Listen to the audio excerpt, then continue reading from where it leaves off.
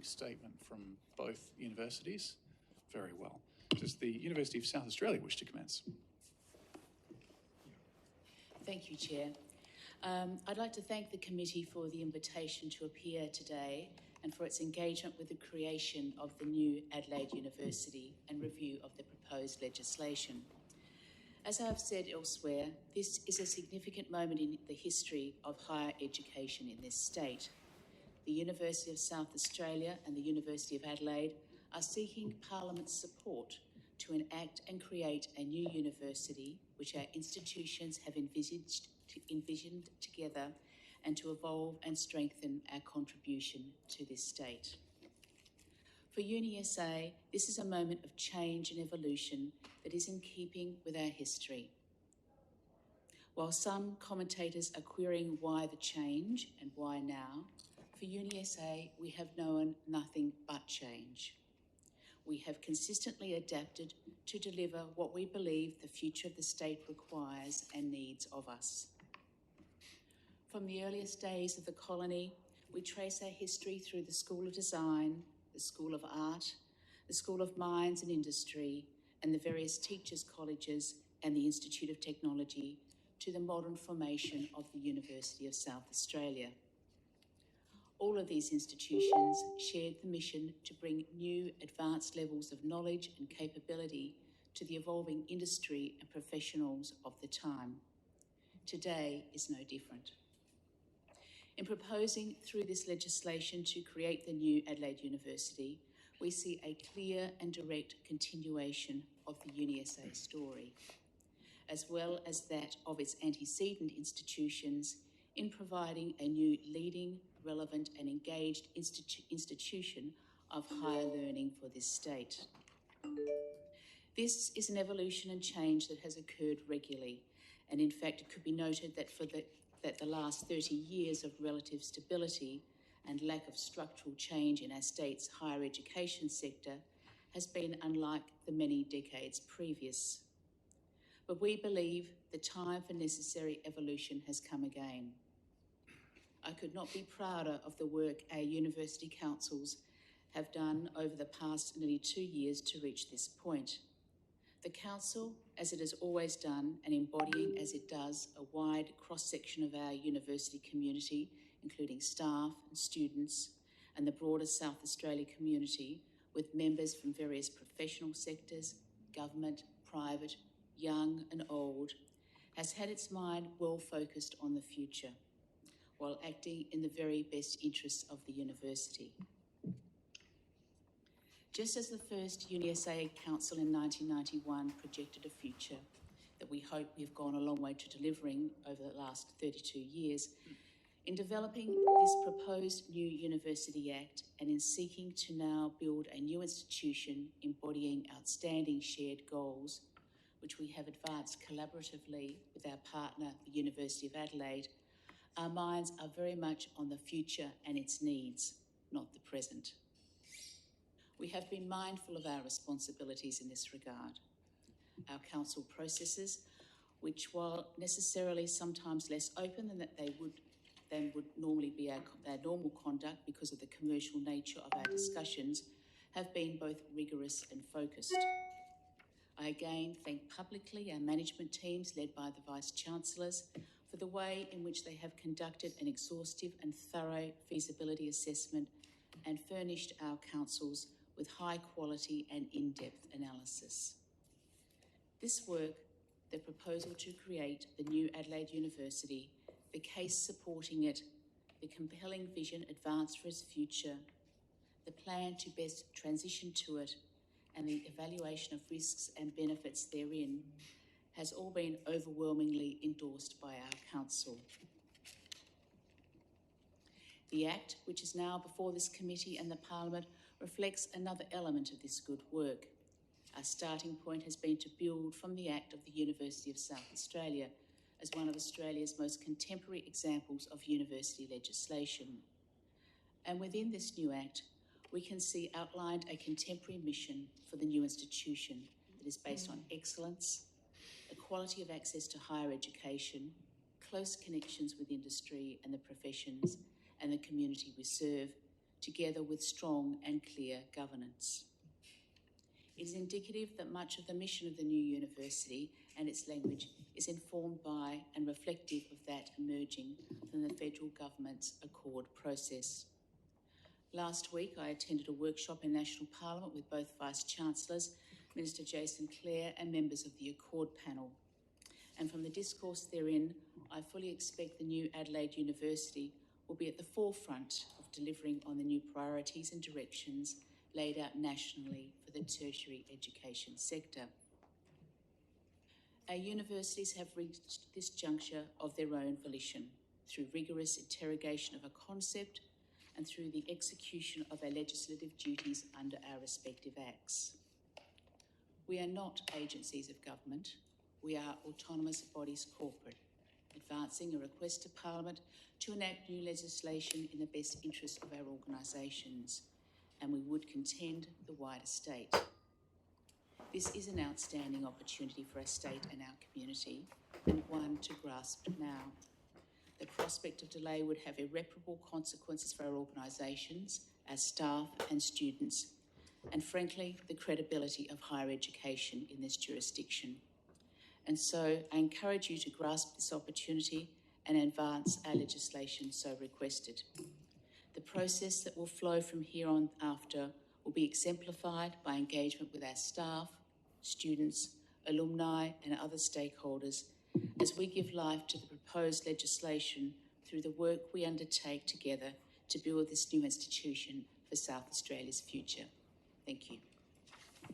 Thank you, Ms. Khan. Is there a statement from the University of Adelaide? Yes, thank you. Oh, Mr. Chair, I apologise for my voice. I feel fine, but my voice is a little bit rough today. So, like Chancellor Carr, I welcome and thank you for the invitation to appear today. Like our sister institution, the Council of the University of Adelaide is supportive, subject to certain conditions, of the creation of Adelaide University as envisaged in the Statement of Cooperation that the two universities, the federal government and the state government, have signed. I should say, probably along with some others in this room, it has been a hard decision.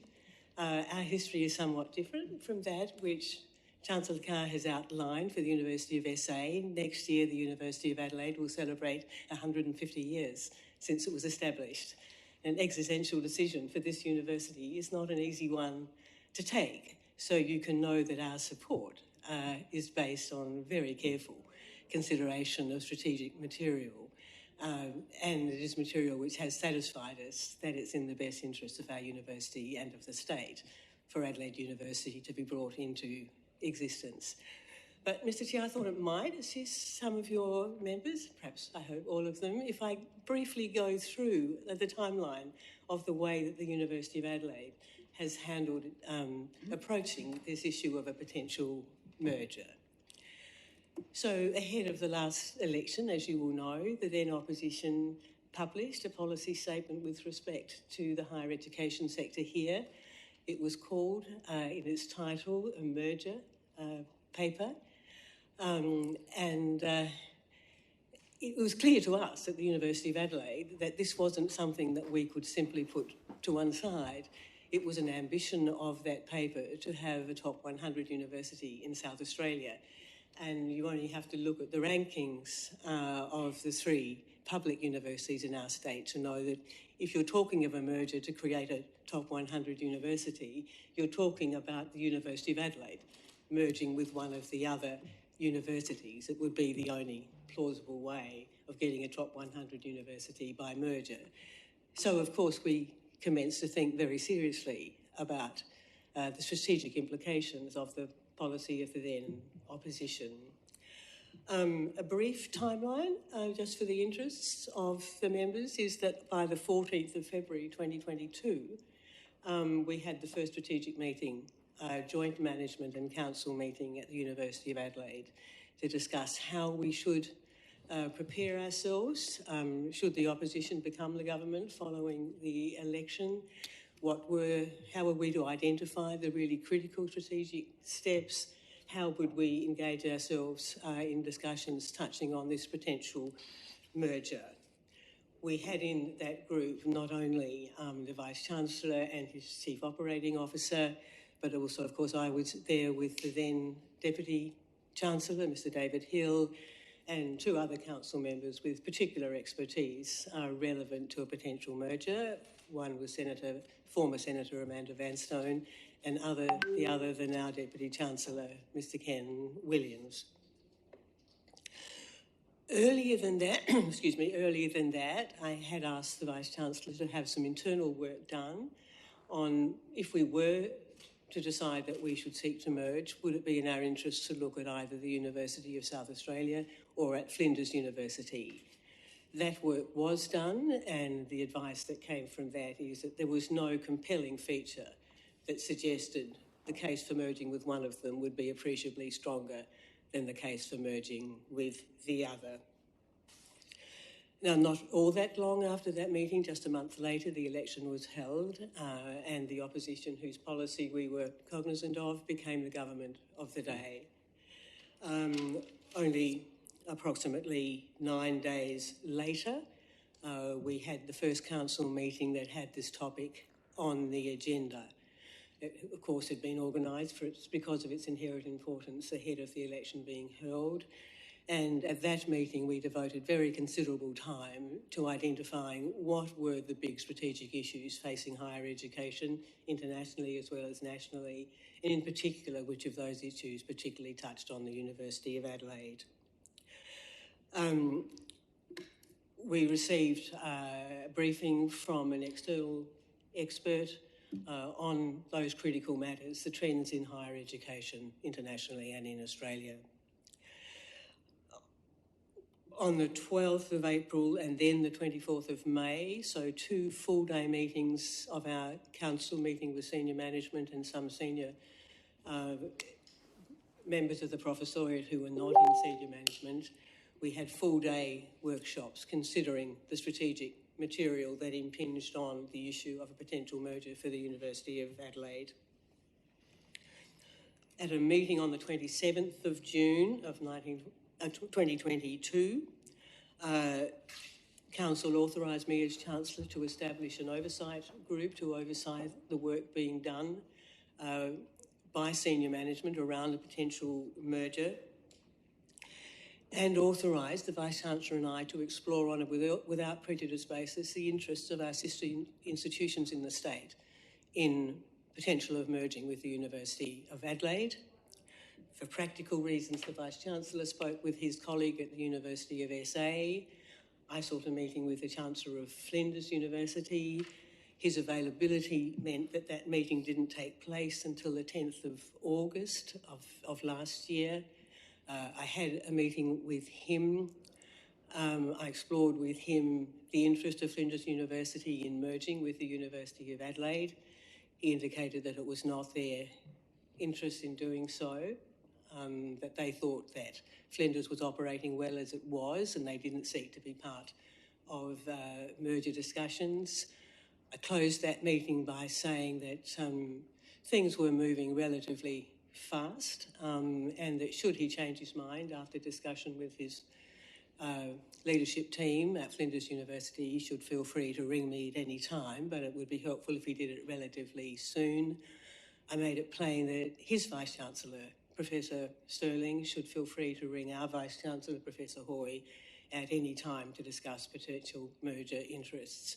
The Vice-Chancellor has assured me he didn't hear from his counterpart at Flinders University, and I did not hear from the Chancellor of Flinders University, again on the issue of merger. The next critical date from our perspective was the 15th of October of last year. At that time, we had a first meeting of a group that we referred to. I'm not sure if our colleagues at University of SA similarly refer to it as the G4 group. The G4 was a small group led by the Deputy Chancellors of the two universities with another colleague with them from each university, because it was the view, certainly of University of Adelaide and I think of the University of SA, that we didn't want to put a lot of time and effort in exploring a possible merger to then fall at the end of the process on an issue that should have been apparent from the very beginning could be a troublesome issue. So that group was charged with seeking to reach provisional agreement to bring to councils on issues such as the name of the university, how the leadership would be identified, what the governance arrangements might be if we move to a new university. And I think it's a great credit to those who are on that G4 group. That agreement was reached on all of those issues. So as you will, I think, be well aware by now, by November of last year, both councils resolved to proceed with investigating in much more detail the potential of a merger. In a sense, it can be said that at that time was recognised that the merger could be, not that it would be, but that it could be in the best interests of the university and the state. And shortly after that, the Statement of Cooperation, which I've mentioned before, was signed. So really, within Christmas overcame us and the new year, and in January of this year, very careful work commenced to be undertaken by both universities, looking at the feasibility in very concrete terms of a possible project to bring the two universities together. In March of this year, a vision statement was released publicly, and there were consultations around that. And then by June of this year, the feasibility documents, the ones about which there's been discussion, the business case and other associated documents, were presented to Council for consideration. And you have forms of those documents in front of you now described as the key feasibility documents, and that's certainly what they are. So it was at that time that the view of the university moved from a merger could be in the best interest of the university to the approach that if it was done on the basis that we envisaged and outlined, it would in fact be in the best interest of the university and, in our belief, in the best interest of the state. We always recognising that as a public institution, we're a public university, there is an extremely close alignment between the best interests of the university and the best interests of the state. But the statutory obligation of council members, of course, is in all things to be guided by the best interests of the university. So throughout this process, the Council of the University of Adelaide, and I have no doubt the Council of the University of SA, has formed itself as carefully as it could, has sought the best advice that it thought it could obtain on a whole range of issues, and has given very careful consideration to the information that came forward. Throughout, my purpose as Chancellor was to assure that every member of the Council of the University of Adelaide was in a position to be able to interrogate that information, understanding the strategic background against which this initiative was being taken, and form their own judgment of what would be in the best interests of the university, knowing of the close alignment between the best interests of our university and the best interests of the state. And we were fully supported by senior management, senior academics, and as I've said, a number of external experts in that process. And I'm confident that the council members have all given that material the careful attention that they were asked to do. What we seek to do now, if we have the support of the Parliament, is to fulfil the ambition we have for Adelaide University, that it should be a comprehensive university for South Australia, maintaining the comprehensive nature of the two existing universities, but perhaps most clearly in the strong commitment of the University of Adelaide to social sciences and the humanities, as well as to health and the STEM areas, that it should be a top 100 university in the top 100 in the world in a way that would be sustainable, that it should be a university that serves its state well, as a public university should, that it should be financially sustainable in the long term. And throughout, we were guided by the best interests of our current students, future students, staff, past students in the form of alumni, and the state. Not just now, but certainly looking at the medium future and most certainly the longer term future. My council has been persuaded, like the council of our sister institution, that this is in the best interests of our universities and the state. We hope the Parliament would form the same view. Thank you, Mr. Chair. Thank you. Questions from members? Member for Morialta. Thank you. I've got a few, so I'm sure the chair will pull me up at some point soon so that somebody else can have a go, and then I can resume later. Just in response immediately to a couple of things in the Chancellor's comments, and thank you all for your time today. I'll start with Chancellor Branson. Towards the end of your statement, you talked about the best interests of the universities being described by the councils, and I think you said that you see the best interests of the university generally being in alignment with the best interests of the state. And obviously, we have a responsibility to our electors to form a view there. But when you say the best interests of your universities, how do you define that? Well, the things that thank you for the question. Look, the things we've looked at is, can we provide the best education possible? We think because of the transitional funding, we will be able to provide better education, newer curricula, better facilities, better student experience for them than we can do now. Now, I want to stress, we believe we give excellent teaching and we create excellent student experience now, and we're very gratified that our rankings, the Quilt rankings, if committee members are familiar with those, show that student experience at the University of Adelaide is going up. And if I might slip in a plug, is the best of the 3 public universities in South Australia. But they are matters of great importance to us. Also, the best research opportunities. And we're confident that that can be done. Already both universities do excellent research, but we believe with the greater scale and the enhanced resources, we can do even better. And that will serve not only our staff and our students well, but the state well also. We think employment for staff will grow and be enhanced. So in very many ways, we're confident that we can do very well with the new university in the interests of all stakeholders of the university. And what are you, in the context of, again, the best interests of the university or the best interests of the states,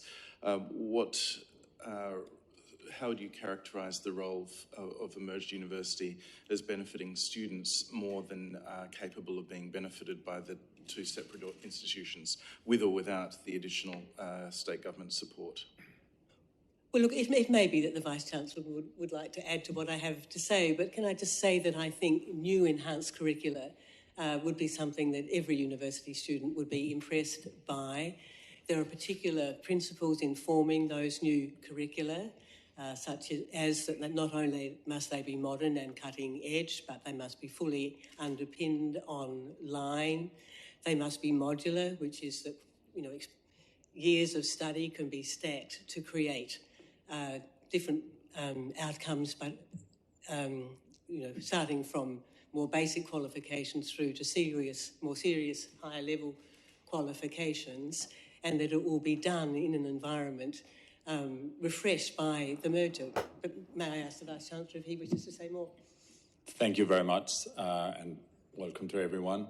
So one of the reasons why we believe that a merged university will serve the state and students better is that under current funding arrangements in Australia, scale does matter. We need to amortise our costs so we can support disciplines that would not be individually viable in this state should we continue on our own. There are some courses which probably will always be viable because of student demand, but then there are other courses that the state rightly should expect the university sector to be able to deliver, and those ones might not be individually deliverable at the scale that we have, and they could be sustained going forward with a much bigger student body to support those particular specialties. So that's a key reason. Our economic modelling does show that if we are to merge, that we will be able to deliver more of our $1.7 to $1.8 billion annual revenue combined towards what we call the academic purpose, rather than the administrative purpose. So our modelling shows in our commercial in confidence papers that will throw off many, many tens of millions of dollars a year that can be invested in the academic purpose for the benefit of the state. But maybe my colleague David Lloyd will want to add to that. Thanks, Peter. I think succinctly, the two institutions independently run about a 3% safety margin as not-for-profit organisations. So now, any given year, UniSA would aim to put about $21 million into its purpose in support of its activities, and Adelaide would put in around $33 million against a $1 billion operation. Combined, we're going to have around $54 million against a $1.8 billion operational surplus, and that gets invested directly into the purpose of the institution, which aligns to delivery of education and research. What we have right now is a duplication of activities across the two institutions, which serves the state well because we provide plenty of graduates, but in providing this amplification, we not only have the opportunity to scale up, as Peter said, but also to focus the investments, and that leaves greater dividends for future students. Thank you. And Professor Hoy, you talked about the current funding arrangements, and that feeds neatly into the evidence that we had last week from former Vice-Chancellor Bebbington. So it won't surprise you that we've got some questions on the Accord, and I imagine that others do. So if I can paraphrase Professor Bebbington, I think fair to say he cautioned parliamentarians to wait until the Accord process is complete and encouraged us to wait until that before deciding on the merits of the merger. Maybe, Vice-Chancellor, if I can suggest as also Chair of Universities Australia, you probably have a strong view on this. Did the recently released interim report align with your expectations, particularly in relation to the scales of reform? And do you agree with Professor Bebbington's concerns that it was precipitate to be doing this now ahead of the final report? To the second point first, I very strongly disagree with Professor Bebbington's view on this. I think Professor Bebbington is probably further removed from the Accord than Peter and myself will be as Vice-Chancellors of universities, and certainly myself as the Chair of Universities Australia. I think the Chancellor Carr did allude to a session we had last week in Parliament House where we had the Accord panel, Minister Clare, and a group of Chancellors and Vice-Chancellors working directly in response to the Accord interim report. The interim report, which I hope members have, but if you haven't, we can provide that to you, does make reference specifically to the creation of the new Adelaide University through merger as a pilot programme. And I can tell you that in every dialogue and every instance we've had engaged with the panel, which is chaired by a former Vice-Chancellor of the University of Adelaide, Professor Mary O'Kane, it's been made clear to us that the objectives we have are wholly aligned to the Accord process. The objectives we have around broadening participation and access to education is aligned to the Accord process. And in no instance has any member of the Accord panel, or indeed Minister Clare, raised any concerns about what we're trying to achieve. In fact, the Minister has written a letter of support directly to us, which recognises how we're aligned to what the outcomes will be. Peter, you may want to add to that. Yeah, thank you. And as David indicated, we of course also asked at the highest level of the public service, and nothing discouraged us from going the way we're going.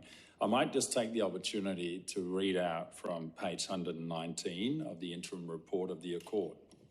And I quote, "The current exploration of mergers of universities in both South Australia and Western Australia are interesting opportunities, partly driven by objectives of state governments to capitalise on scale to deliver better outcomes for their jurisdictions.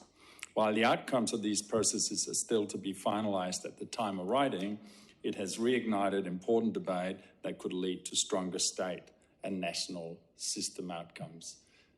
And I think I would like to take this opportunity to also point out to members that the ambition set out in the Accord, from memory, and David can correct me if I'm wrong, is that by 2050 it's envisaged that we need 50% more university-educated people in Australia than we currently have. And to achieve that, you do need some large institutions. And I should say that if we were to merge these two institutions to form the new Adelaide University, it would, by size, student size, be the 5th largest university in Australia. and by revenue, it would be the 5th or the 6th largest university in Australia.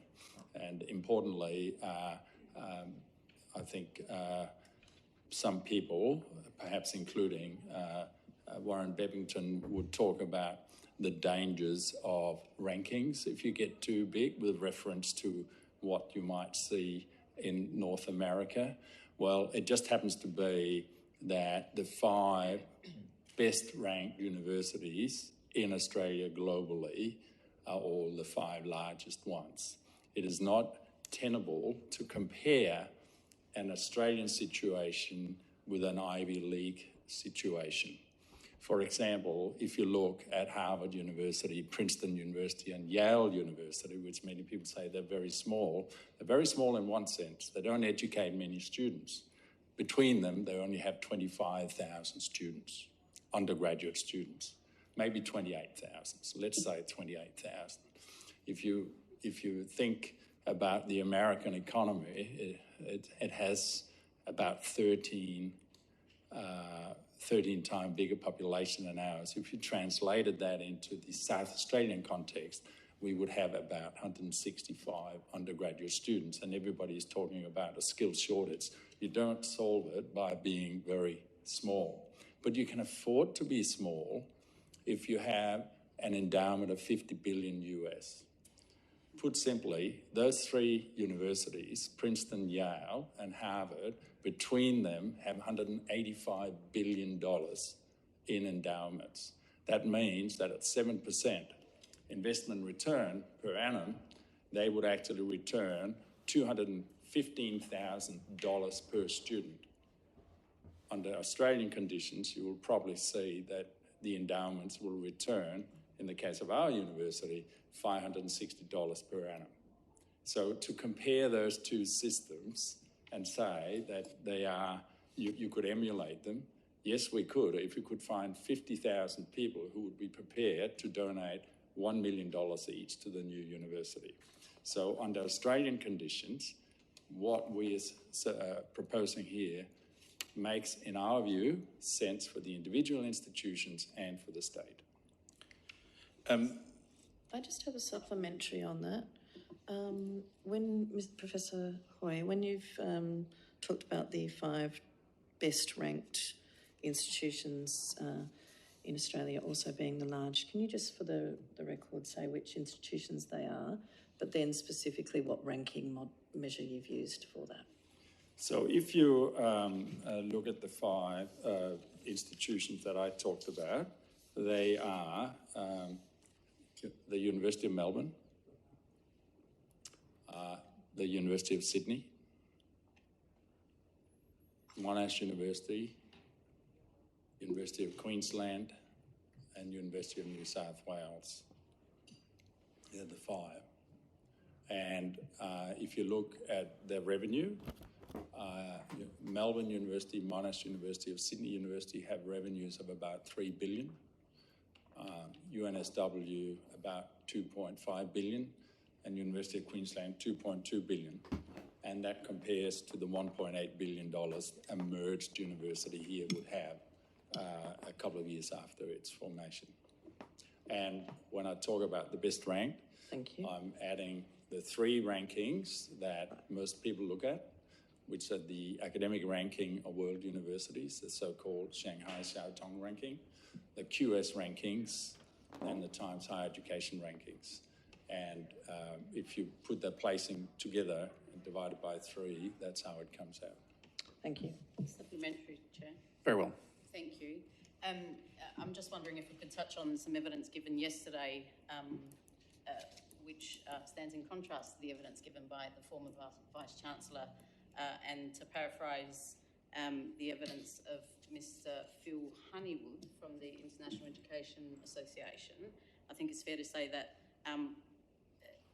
he didn't see a need to pause the process, but also that surely, and I guess this is the crux of my question, that surely throughout this process, we've taken into account everything that's gone into the interim report, and not only that, but I suppose had some safeguards in terms of what might be possible outcomes depending on the final outcomes, and can those things coexist? is there a space for those to coexist, based on the fact that there's pretty good knowledge now about what the final outcomes are going to be, even on the former Vice-Chancellor's advice. Yeah, I can comment on that. It's highly unlikely that the Accord process is going to see a seismic shift in the manner in which universities operate in the short term. There's a projection out to 2050 in the Accord, which is very long grass in terms of projection horizons. But in the short term, there's a reform of the national funding landscape, which will advantage institutions based on their enrolments, and advantage institutions which are committed to participation and equity, which is really at the core of what we've put in place for the future institution. There's a recognition that there has to be differentiation of mission in universities, which goes back to both the institutions themselves and the sizes of the institutions. There's a likelihood that there will be future institutions created, which will have different foci in different jurisdictions. And that's, to Peter's point, to meet the requirement to graduate an extra 900,000 people across the next 2 decades in the delivery of these, the requirements for skills. There's a requirement for institutions to be better linked to industry, which is, again, written into the function and purposes that we've put in for the new institution. So, to your question, in formulating the function and purpose of the future institution, and in formulating both the white paper and the strategy of the institution, we were very, very cognizant of both the signposts and the likelihood of what would be in the Accord, and I've been very, very careful to put in place things which will be future-proofed in that regard. Thank you. Member for Murray-Alton. Well, I think it would probably be helpful just to put to you a couple of the things that Professor Bebbington said so that it can be directly responded to. So one of them was the Accord, and I'm using his words now, the Accord Review Panel has recognised the comprehensive template is no longer fit for purpose. And he went on to say what the Accord wants is a much greater variety of types of universities. They foreshadowed the arrival of new, smallish universities, all clearly purposed with clear specialist missions. Do you have a response to that, and particularly, I guess, some insight into the creation of a new large university, as you've talked about, how that sits in with the broader direction of the Accord principles? Yeah, I think first and foremost, one of the pieces to recognise is the Accord process recognises the autonomy of institutions to choose the direction and function that they'll have. It will put in place multi-annual funding agreements which are agreed with the institutions based on their strategies. And ideally, we'll see the creation of a commission, a tertiary education commission, whose job will be to engage with universities to enable them to deliver on mission. There's no prescription going to come from the Accord or the Accord process as to what universities do. That's not within the terms of reference or within the actual jurisdiction of the Accord itself. In the creation of future institutions, that will be a matter for individual states to pass legislation to deliver institutions. There are aspirant institutions which are called university colleges who aspire to become universities in due course. There's a process by which they have to progress through both TEX accreditation and the registration with the Higher Education Act as well. In time, I'm sure we will see those institutions emerge with differentiated mission, but certainly not at the scale we're talking about. In terms of the combinations of institutions around scale, there's no preclusion around scale in the Accord. There's nothing that says that big is better or small is better. It's all about mission and about mission-based compact activities. And in the formulation of the mission for the future institution, we were very clear in our deliberation when we met with the Accord panel, which we did together, that we were trying to orient this future institution to be differentiated in terms of its mission for South Australia, but also in terms of its delivery of education at scale on a national level. Could I just add to that? I don't think it's mutually exclusive to have some large institutions in Australia and contemplate whether they should be complemented by a larger number of more specialist institutions to meet the ambition to have 50% more university graduates. These things are not mutually exclusive. Of course, we have seen very successful mergers in South Australia before. The formation of UniSA, which has had, in my view, and I'm perhaps biased because I was very fortunate to be Vice-Chancellor of that wonderful institution for 5 years. In my view, that was a very successful merger. We have also seen attempts in South Australia to go small, including with University College London and Carnegie Mellon, and spend a lot of money on going small. And I think few people would say that had been a roaring success. The Honourable Sarah Game. Thank you. At this point, I'm mainly concerned with being absolutely clear how much the merger costs and where that money's coming from. So I read there's going to be a one-off cost of $650 million. I'm wondering, how did that figure get arrived at? Exactly that cost breakdown, is that including the $300 million from the perpetual fund from the government, or was that in addition to? And how did we arrive at that? Are we expecting this merger to cost less than the merger of the University of Manchester, for example? And why would we expect that? Because I need to explain to my constituents, this merger obviously has potential economic benefits. It also carries risk. They're experiencing a cost of living crisis. There are lots of other areas for the government to invest in. And I need to understand how much this is going to cost and why we need to take this risk now. So the cost that we have estimated for the integration and transformation of the two universities has a lower bound of $500 million and an upper bound of $650 million, as you correctly pointed out. So we have approached this on what can we responsibly afford to invest ourselves from the two universities' existing assets, and what could we responsibly expect the state to contribute. And the answer to that is that we came up with a 50-50 proposition. So if I'm not incorrect, and I hope my colleagues will correct the record if I get this wrong, we are proposing that roughly 50% of, let's say, the $600 million is supplied by our own cash reserves, and $300 million are supplied by the state government. So in essence, the cost of transition and transformation boils down to three things. There's the education costs, which is the transformation for the curriculum. There's the growth and research activities and innovation, which is about making sure we maintain a sustainable ranking in the top 100. And then there's the systems integration to make sure the two institutions and the business processes integrate and actually work operationally together. And that's where the 650 comes from. In digesting those costs, we've actually got a very fine-grained view of how much it costs us to deliver a curriculum on a very detailed course level basis, which we used to derive our costs for delivery of UniSA online. And we've used that as a model for the future curriculum construction, and we can pretty much land very much accurately exactly on what our curriculum costs will be. Similarly, we also know where we need to invest in research to maintain the standing on the top 100 piece. They're very well understood. In around systems integration, we both have complex systems. It's a $1.8 billion combination.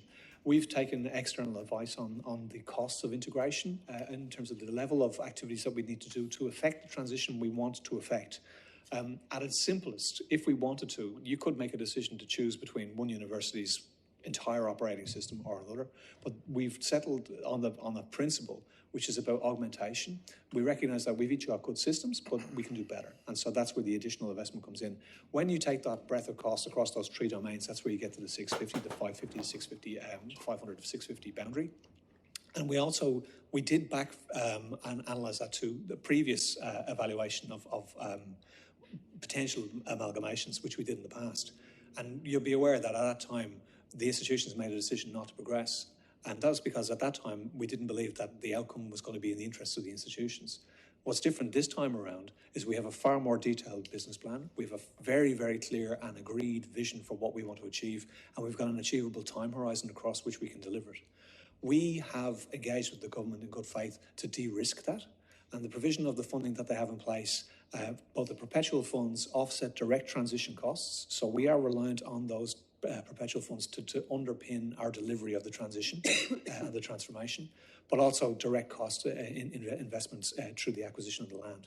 Without that support from the government, I think in the documentation we provided to members today, you'll see that it moves into an unacceptable risk position for us, and that's why we're requiring the engagement with government in that regard.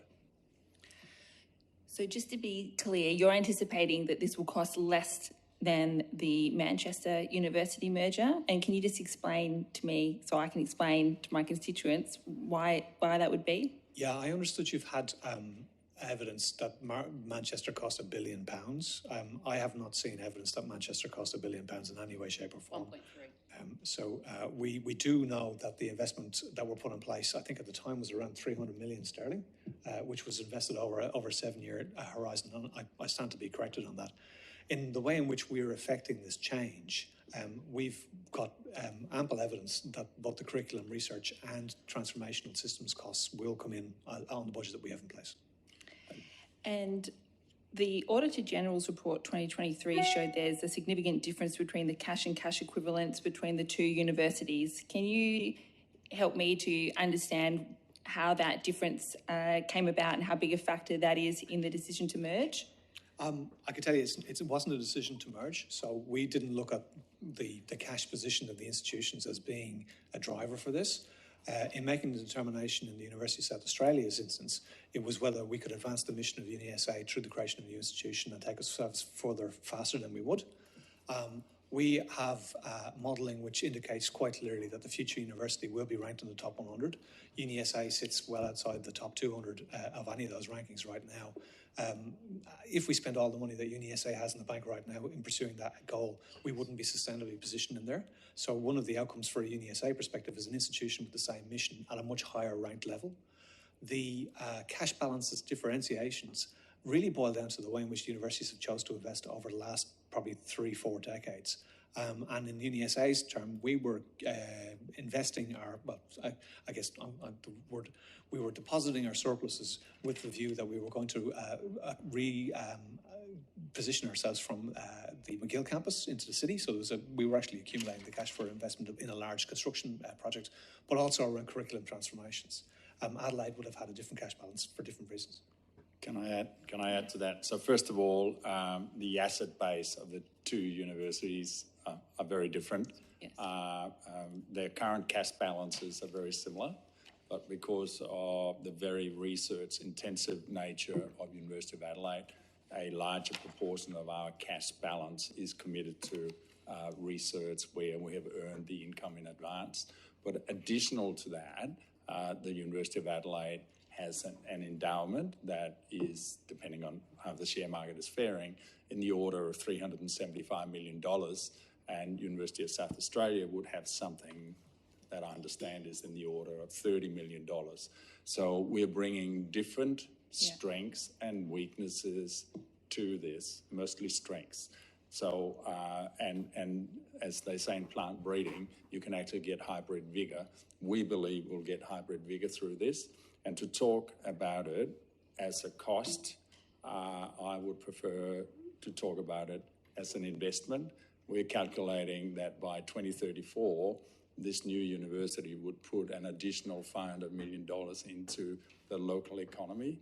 And I just reiterate, of the $1.7 billion we currently get in annual revenue, the state government contributes about 37 million, so 3%, and yet we spent $1 billion on employing South Australians.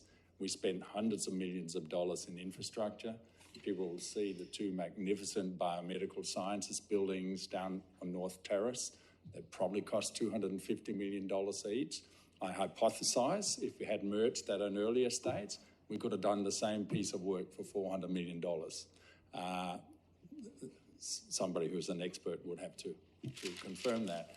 But it does show that when you consolidate, you can release money for the greater purpose. And one of the biggest challenges we have in this state is to make sure that everybody with the ability to get a higher education will get an opportunity to do that.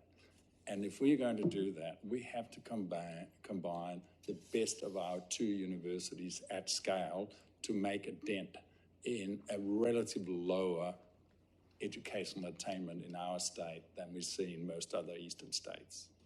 Thank you. I just have a couple of other questions for the moment. You touched on the fact that, yes, there are projected potential benefits, including the increase of $500 million to the state economy annually by 2034.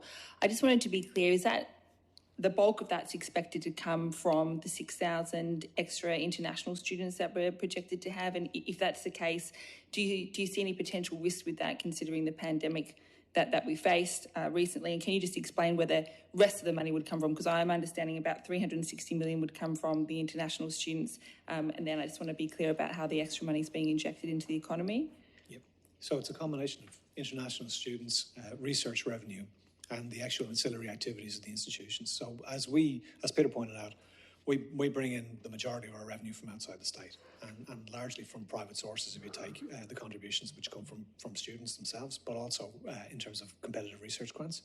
So in the extra 6,000 students, which is on the international side, there's also a growth in the domestic base. So we reckon we'll have about 12,000 more students than we do currently at the moment. And that's coming from the provision of education, not only to the demography of South Australia, which will grow over that period, but also interstate online education. So again, through our block grant funding for the provision of core student provisions from the Commonwealth, we expect that we'll see that growth as well. And then there is an amplifier from every dollar which is invested in research actually returning back to the economy as well. Thank you. And I think lastly, just for the moment, can you just help me understand, when we heard from the Vice-Chancellor of Flinders, it became clear that a strength of Flinders was research, and they're obviously a smaller institution. Can you just help me explain or understand why a larger institution is needed to put us at the forefront of research? I would contend that the level of investment that this institution will be able to deliver for research is significantly higher than any one of the individual institutions.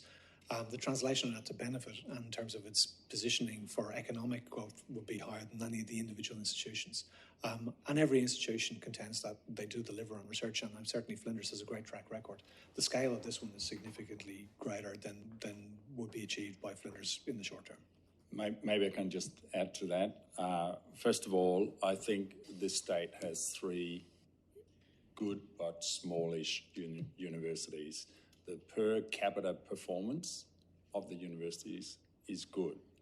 But if we talk about rankings, there's one ranking that is entirely focused on research in Australia. And the highest ranked university in research in Australia is University of Melbourne. Number 2, University of Queensland. Number 3, University of Sydney. Number 4, UNSW. Number 5, Monash University.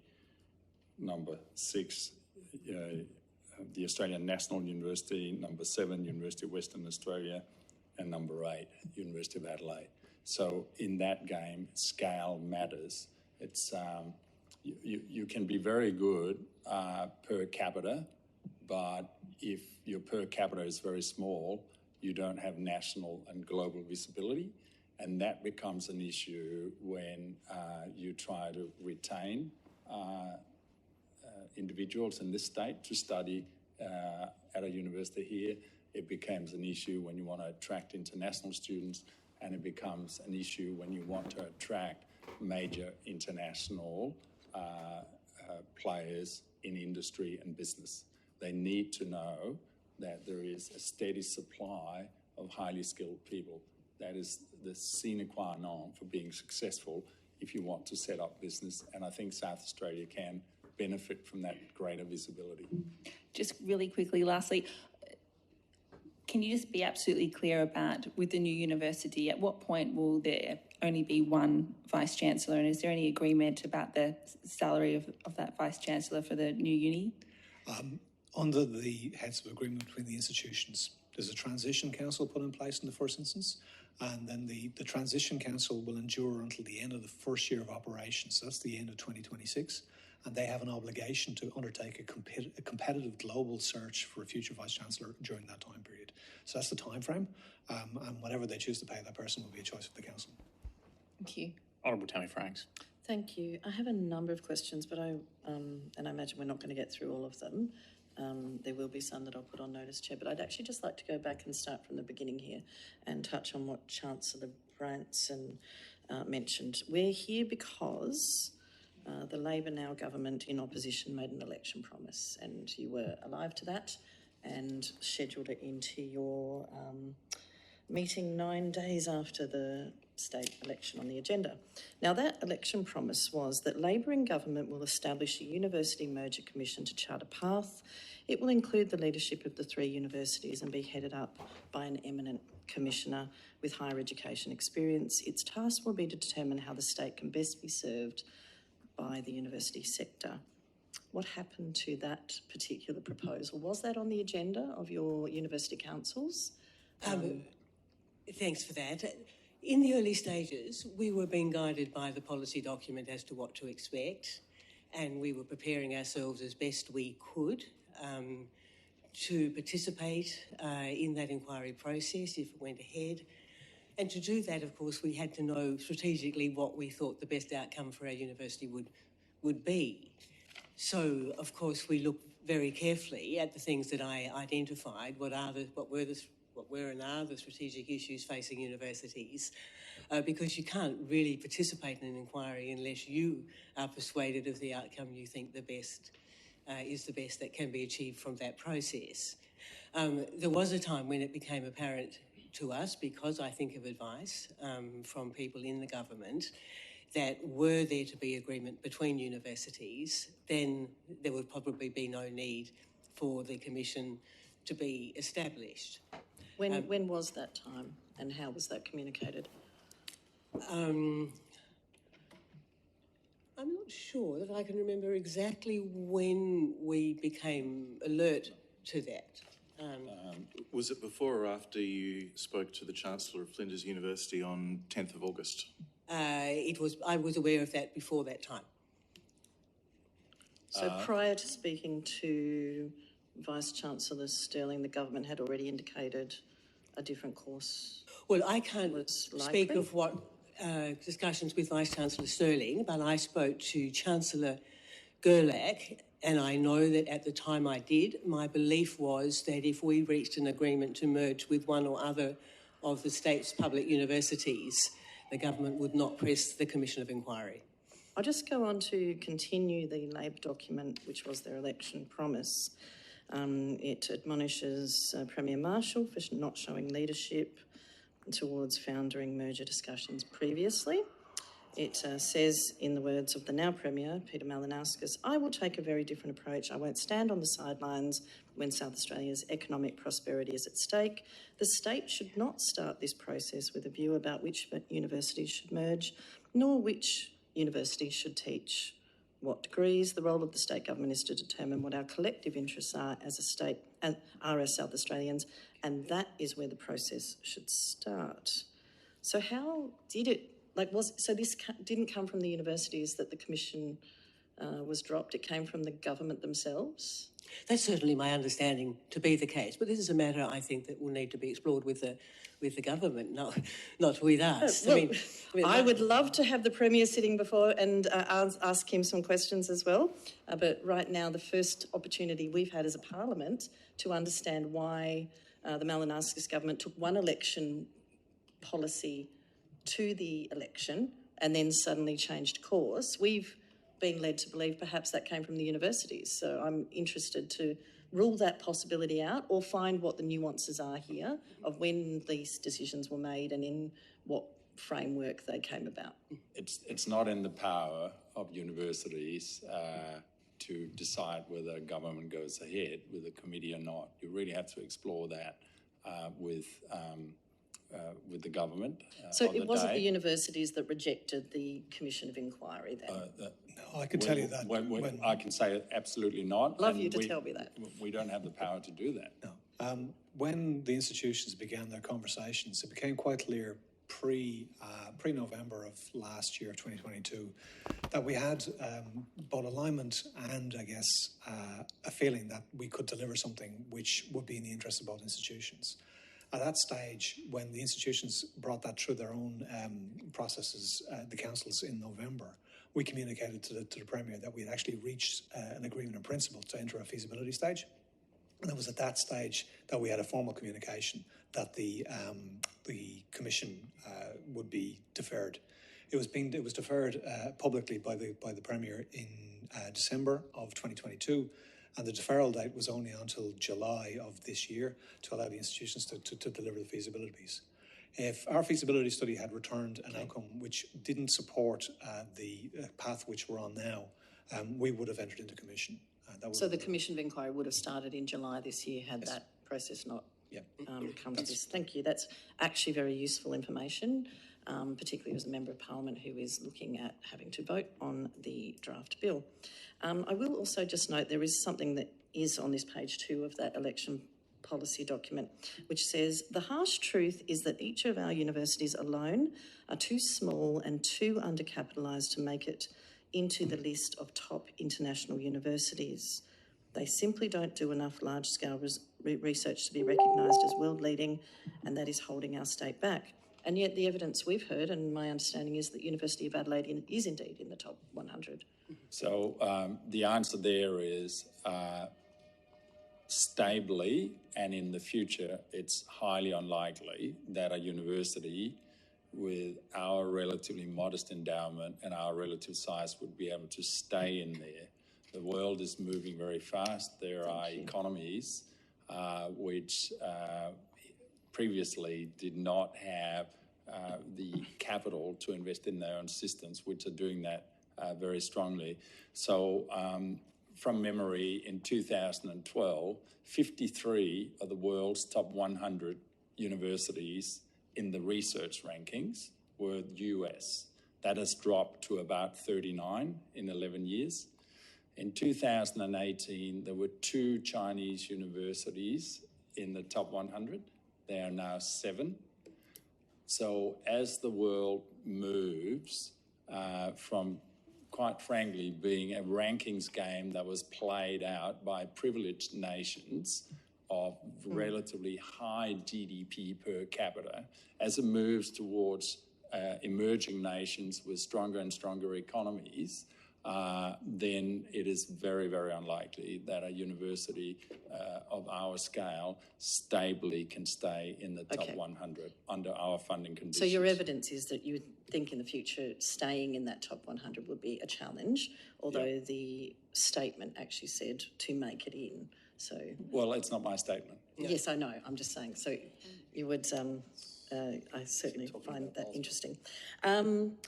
In terms, thank you, that's actually been really enlightening. It's actually given me some understanding of the process a little more. Although, at what point was a decision made to do these negotiations without including the NTU and stakeholders, such as that, in a greater way, other than just through the councils?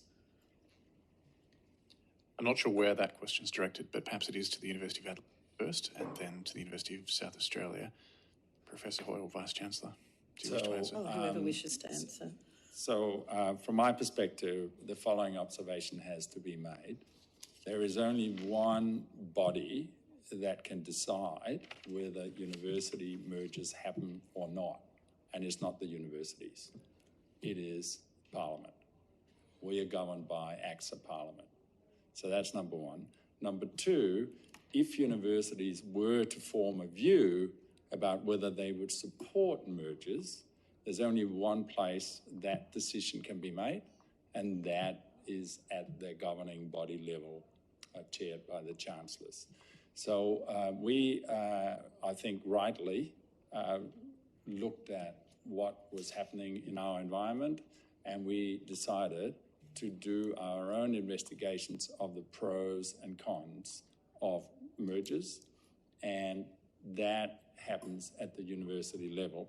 And of course, we have staff elected members of our council. We have student elected members. We have chair of academic board. So our staff were involved through the membership of our governing councils in those decisions. So the decision was made as a responsible governing body to scan the environment, see what the policy environment was, to position our institution best for the future. Were the decisions... would UniSA like to answer? Professor Lloyd. I have very little to add over Peter's point. I think it's the role of the Governing Council is to oversee the strategy of the institution and to act in what it believes to be in the best interest of the institution. That's in our act. And in prosecution of this course of action, that was the determination of the councils. In terms of the negotiations between institutions, it falls to the chief executives, Peter and I, to actually have that conversation in the first instance. It'd be very, very unusual for us to engage in a broader consultation before we engage in a negotiation. Member for Murray Alta and a supplementary. Just on the timeline matter, Chancellor Branson, you talked about the meeting with Chancellor Gerlach on the 10th of August. Yes. Can I just confirm that was the only meeting where there was a discussion with Flinders University by any of the four witnesses? Yes, I believe it was. I certainly did meet with Chancellor Gerlach on several occasions and inquired as to his interest, and he reiterated Flinders' long-standing policy of continuing to pursue their own strategy alone. And no formal discussions with anyone with Vice-Chancellor Sterling? No formal conversation. For clarity, I should say I've also been at meetings with Chancellor Gerlach where he's expressed a general view that Flinders is just not interested in merging with anyone. It thinks it's doing fine. But that formal meeting was particularly to mention to him that I thought things were really speeding up, and if he wanted his university to be involved in merger discussions, he might have to move quite quickly. It became more urgent because of the significant time it took me to get an appointment to speak with him, but there would have been time had he contacted me or had his Vice-Chancellor contacted our Vice-Chancellor and said, look, we are interested, then we would have accommodated that. Understood, thank you. Sorry. Honourable Connie Benares on a supplementary. I feel obliged to put on the record that I do not, in the last 2.5 years where I have been in the position as Vice-Chancellor of University of Adelaide, I have not at any stage sensed any enthusiasm at all from Flinders University's top senior management level for a merger. Thank you. I was still going. Honourable Connie Benares on a supplementary, I believe. Okay. Mine wasn't a supplementary if you want to keep going. I see. It's about timeline. Very well. Well, perhaps we'll return to the Honourable Tammy Franks and then come to you. Thank you. In terms of the councils making Any chance the of a decision... question some stage, Chair? Yes. Honourable Tammy Franks. Look, we were almost an hour in before I actually got to ask the first question. So, in terms of the councils then making their decisions, how long did members of the council have the documents, the feasibility documents, and were those decisions of those councils unanimous? So in terms of the final feasibility documents, our council had 2 weekends, I think it was 10 business days, to review the document, but I can certainly revert and confirm that. The support for the feasibility study and to proceed was overwhelmingly positive. However, the result, I undertook to council that the result of the vote would remain confidential. So was it unanimous? As I said, overwhelmingly positive, but the result will remain confidential. Why is the vote confidential? Because that is what I undertook for the council members to be able to to freely consider the matter and to not feel under any pressure to decide one way or the other. But if a vote was able to be known as not unanimous, nobody knows who voted against it or for it. We did actually utilise quite a unique way of voting on this very important matter. We gave council, the meeting was held in 2 components. We considered the material, had the presentations, and we reconvened the meeting several days later.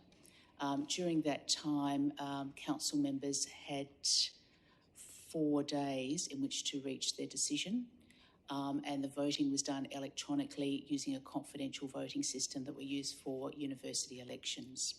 The meeting reconvened and the result of the was actually provided to members. So if the reconvened meeting was voting electronically, were questions able to be asked at that point, having had the documents then since the initial So the questions were asked in the first part of the meeting, on the initial part, which was held on the 26th of June. That was a special meeting of council. We had everybody there to respond to questions, and we also allowed individuals to seek out any further information up until the period in which they lodged their vote. Was a vote taken on whether or not the actual vote on the merger could be disclosed or known? Sorry, Or what was the process leading to not you being in a position where you've undertaken not to disclose whether this was a unanimous vote, how many people voted for, how many people voted against? Was there a vote taken on that process? Council agreed to utilise the electronic voting system that is used for university elections, and it was on the understanding that the voting response would be confidential and would not be shared. At the end of the day, what matters is that the council voted in favour, and as I said, it was overwhelmingly positive, and the specifics of the vote remain confidential. Okay, and if the University of Adelaide would like to answer that same question? Yeah, thank you. I'm very pleased to. Our council was updated over the 6 months that these documents were being prepared about what they were showing, and as they were being refined, the council was alert broadly to the substance of the documents, so they didn't come to them as a bolt out of the blue when we got closer to the meeting.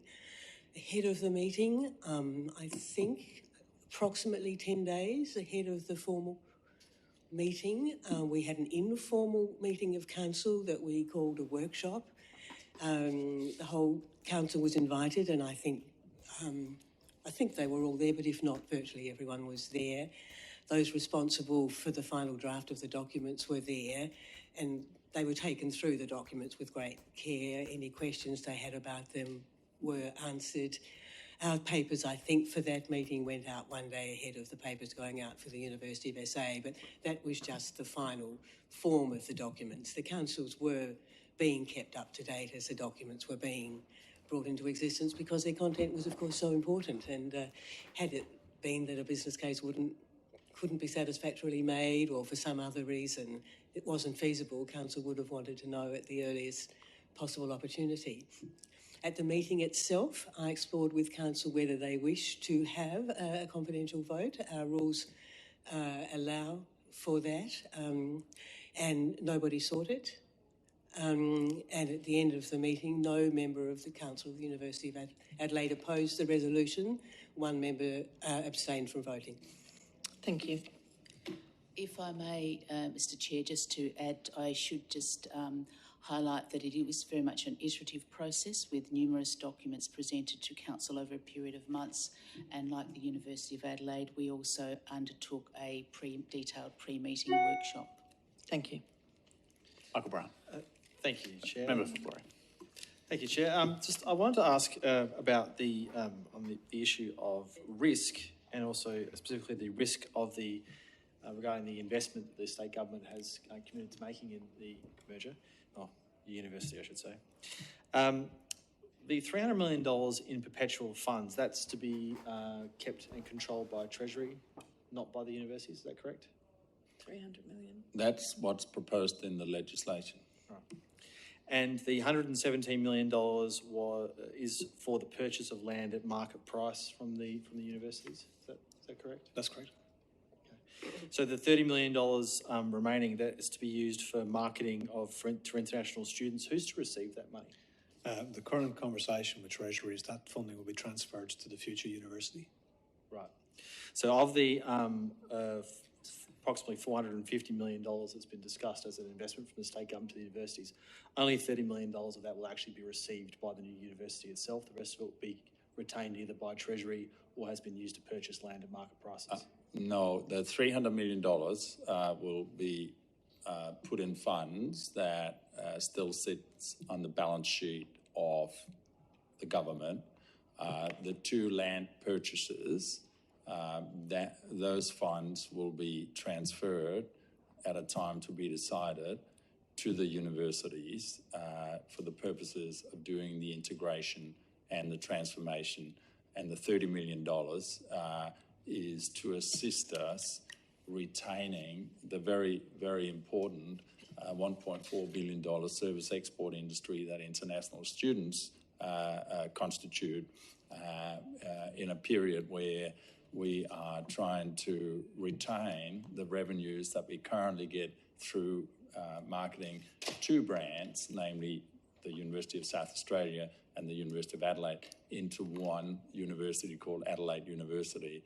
And we need to really be in the strongest possible position to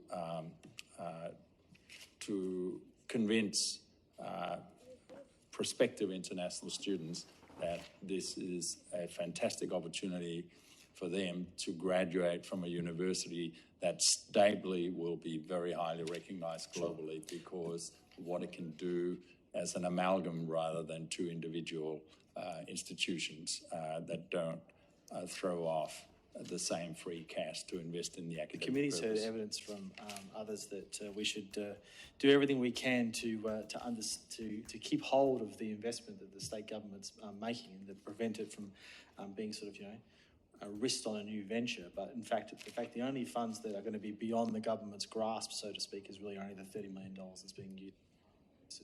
The $300 million will be retained by Treasury as a perpetual fund in perpetuity, as perpetual funds do, and the $117 million is being used to purchase land at market price from the universities themselves. In that regard, it's de-risked from the state's perspective.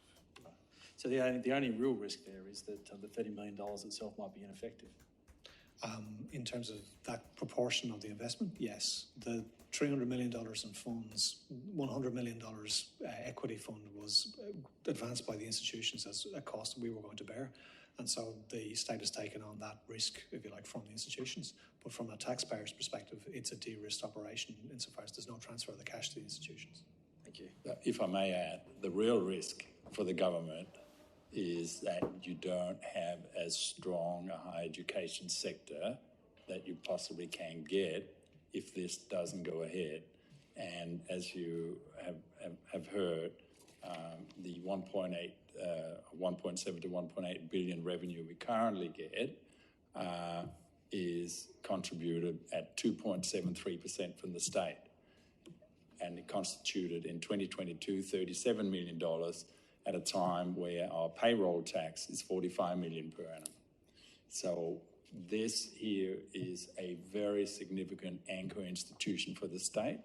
And if you want to transform the state to narrow the GSP per capita gap that is too high now, we cannot rest on our laurels. We have to do more. And this is what we're trying to do in concert with government and the citizens of South Australia. So it'd be correct to say that, because I also have constituents who are concerned about the amount of money that the state government might be spending on this, is that effectively what we're really doing is spending less than 1 year's payroll tax revenue from the institutions on attracting more foreign students who are likely to, which we're likely to get a return on. So from a risk point of view for the state government, you'd say it's extremely advantageous investment. We would rather have $300 million in cash, but certainly the view will be that it's a transfer of funds for assets, so there's no net risk on that one. There's the retention of the funds on the state Super SA balance sheet, so there's no risk in that. And the $30 million over 3 years, we will pay nearly $100 million in payroll tax over that time. Thank you. Honourable Connie Powers. And I apologise that we are going to be jumping back and forth with topics, but I'm not sure if anyone will pursue the Accord report further. Mm-hmm. And I'm sure there will be questions on that. And so respectfully, I just wanted to ask, do you think that the former Vice-Chancellor is duly qualified to make the assessments that he's made in terms of this merger?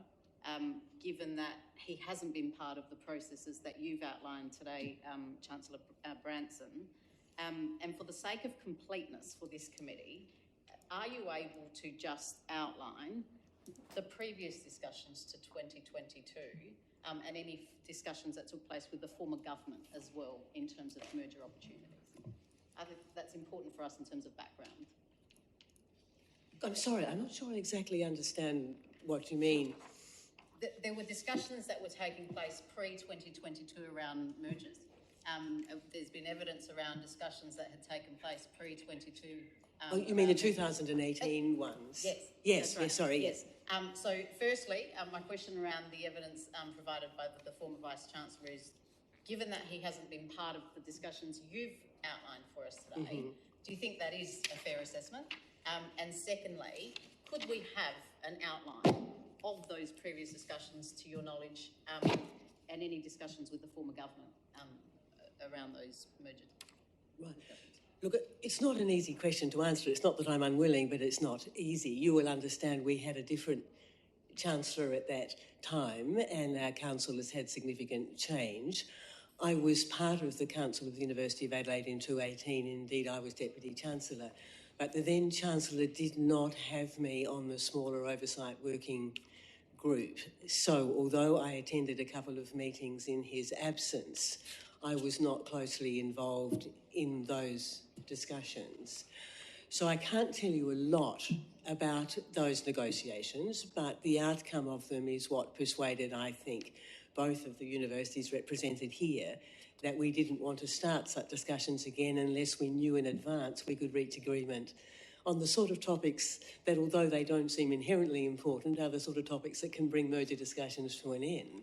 You know, like what the new university would be called and how you're going to get a Vice-Chancellor and things of that kind. So as to detailed discussions with the former government in the 2018, I have no knowledge, and I don't think there is a member now on council, with the possible exception of one, who was party to those discussions. Thank you. And we have... Well, we were both party to those conversations. And I'm sorry, I meant from the University of Adelaide side, yes. Sorry. Yeah, no. The 2018 discussions, the determination was that the business case didn't stack up, and that was because of a lack of alignment between the institutions about what was going to be delivered. What's different now is we have absolute parity of vision about what it is we want to try and achieve. There's absolute lockstep about what we think we can achieve, and there's a thread of realism through our ambition, which we are actually confident we can deliver. That's the main difference between the two. I don't know if my Chancellor wants to add to that. I would concur with that. There's definitely an agreement on the vision, and that was very important to develop that from the outset, and which is exactly what we did at this process. Thank you. And I asked that question also because there's been evidence to this committee, Ms Locker provided evidence to this committee, who was part of those 2018 discussions. And I think it's important that we address, like I said to her, the elephant in the room around those earlier discussions. I think based on Ms Locker's evidence, there's a suggestion that the name and the titles has always been a sticking point with the merger. There's been further evidence, though, that the guidelines and the plan that you've now put forward has done away with those earlier issues, and that there is some level of satisfaction that they weren't key in any way to the landing where you landed. I just want your comment on that, and perhaps just in terms of the comments that Ms Locker made, addressing the elephant in the room.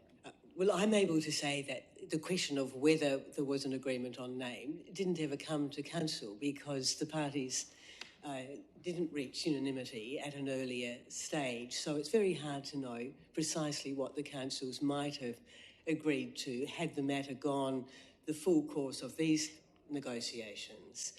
There was a name being spoken of, but it didn't ever come to council, and so we don't know what the council would have thought about it. Speaking solely for my council. Sure. Yeah. The UniSA determination in 2018 was that the business case just did not add up. The human factors were kind of a secondary piece, but in the absence of a business case, there was no way we would have committed. And that's why the feasibility assessment this time was so important. Had we reached the same determination now, we'd be in a commission. Thank you. So previously didn't stack up. Now we've done the work. The G4's done its work. Everything's stacked up, and we're happy with the outcome. That's a good summary. I think from our point of view, we're not able to say that we thought that the case didn't stack up. It was not this university, it was not the University of Adelaide that pulled out of the last negotiations. Thank you. Chair, do you want me to go somewhere and come back? I might turn to the member for Adelaide who's been seeking the call. Thank you, Chair. My question is to Professor Lloyd, particularly in your capacity with Universities Australia on the ARC Advisory Council. So you understand, I guess, the national landscape in tertiary education. And I know Professor Hoy has spoken a bit to the risks of not proceeding with the establishment of university at Adelaide University. given that we do have a lower national average of tertiary attainment, the need to increase the complexity of our economy, and the major disruptions I think economies will face, in particular digital transformation and AI, what do you see as the major risks of not proceeding with the establishment of Adelaide University, in particular its ability to respond to disruption? Thank you. This is my personal view. South Australia deserves to have an institution which is in the top 5 in this nation. And by dint of effort of the 2 institutions alone, we would never get there. So the risk in us not proceeding is that we'll continue to have an institution which is ranked in the top 10, but not in that group which is rapidly pulling away from the rest of us in the sector. And similarly, other jurisdictions will see the ascendancy of institutions which will actually deliver alternatives, which will take away not only our best and brightest, but also the international market that we have in place. Thank you. In looking through the opportunity we have now to define an institution, which we have very clear goals for, to be in that standing of being among the very best in the country, we're going to provide a competitive advantage to South Australia. This opportunity is not going to present itself again in the short term. I think in the time I've been here, 11 years, we've had maybe 3 conversations and none have come to fruition because we've never had that unanimity of purpose and vision, and we've never had the mechanism by which we can actually accelerate this in a de-risk fashion through support from the state government. In not proceeding here, you'll have 3, as Peter said, good but small institutions who will not be internationally competitive. What we have now is an opportunity to have one of the leading institutions defined de novo in this state, which will be attractive not only to international students but to domestic students as well, and to sustain the delivery of human capital in the state at a level which we cannot do individually. We will have 14,000 Group of 8 graduates coming through the doors of this institution on an annual basis in the future, whereas right now we've got 6. And that opportunity, again, is only presented through this amalgamation. Sorry, just follow up. This is to Chancellor Branson and Chancellor Carr. We've heard a lot of evidence in regards to the importance of leadership in seeing the success of this endeavour. Given Professor Lloyd's experience in terms of on a national landscape, the fact that Professor Hoy has both been a VC of UniSA and the University of Adelaide, can you comment on why we are best placed in this moment with the leadership that we have to see this be delivered as a success? Thank you. Look, of course, I've asked myself, as others have, why we've achieved something this time that we didn't achieve before. I think maybe there is a great deal to be said for the leadership, and in particular having a Vice-Chancellor who's led both of the universities. I think there's probably been, my colleagues to my left are probably better placed than me, but I suspect a more respectful engagement about the merits of each of the universities and the values of bringing them together. Each of the chancellors has changed. This might make a difference. I think you probably know I'm a feminist at heart. There were 2 male chancellors last time, the 2 female chancellors this time. I suspect it's not entirely without significance. But of course we've taken the exercise very much further this time. In a sense, the last exercise was cut off as, could this be in the best interest stage? And we got past that this time to, would it be in the best interest? And so much more detailed information has been available to council members than was available before. I think it's appropriate for me to say, I'm happy to disclose it, that when we spent the very considerable time with very considerable external expert assistance looking at the strategic future of the University of Adelaide, our consensus view was that we would reach top 100 more quickly and more easily if we stayed alone. And as you probably know, we proved to be right about that because we are now a top 100 university. That was not the University Council's concern. Our concern was with sustainability. Now, ultimately, the shape and structure of Australian universities is determined by the Commonwealth funding arrangements. And those funding arrangements have had the result, as our Vice-Chancellor has pointed out, that the biggest universities in Australia are the most successful and the most highly ranked. The only apparent exception to that is ANU. It's going down in the rankings, but it has support from the Commonwealth Government not available to any other Australian universities. But it was sustainability into the future that was our concern. We must have, I think, as a state, a thriving, world-class university that we can secure in retaining for over a long period of time. South Australia is incredibly fortunate to have two Vice-Chancellors who are amongst the most experienced of the Vice-Chancellors of Australia's 39 public universities. Also in Peter and David, there is a very strong, what I call a moral, ethical and equity core, and that is very critical, and that is one of the tenets upon which University of South Australia was founded, with equity and providing access to individuals who couldn't otherwise go to university. So there was a strong alignment from a cultural perspective on that front.